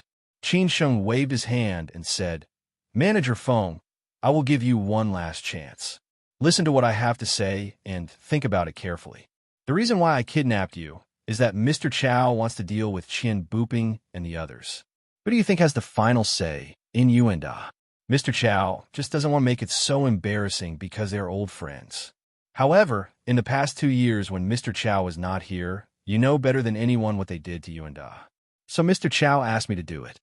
Qin Sheng continued, "No matter what, Qian Buping will definitely lose, and you can only be the cannon fodder. If you cooperate with Mr. Chao will give you a way out. You give me the account book and go out to hide for a while. When we finish dealing with Qian Buping, you can come back. You will still be the financial manager of Poly International. Maybe Mr. Chao will make you the deputy general manager if he is happy." Feng Qing sneered and said, "You make it sound so nice. How can I believe you? If I give you the thing, what if you kill me? What if you lose? What if Qian Buping wants to settle the score?" Qin Sheng laughed out loud and said, "Manager Feng, you still don't understand your situation. Now you can only believe it and gamble. If you don't believe it, you will definitely die. Do you still have a choice?" Qin Sheng patted Manager Feng's face and said, "I will give you another half an hour. Think about it carefully. After half an hour, if you still insist on being blindly loyal, I can only send you to hell tonight. Anyway, without you, we have other ways to deal with Qian Buping. You will become a missing person from then on, and it is more likely that you will abscond to avoid punishment. Think about your family. Think about your wife and children." After that, Qin Sheng shook his head disappointedly. Then he left the room with Chang Baji and Gu Qingyang, leaving Feng Qing hanging in the air. Outside, Gu Qingyang said casually, "Who knows? Maybe he is a man." "Ha ha." Qin Sheng joked, "Who knows? Maybe he is a man. Ha ha." You're tuning in to the Warrior Lore YouTube channel.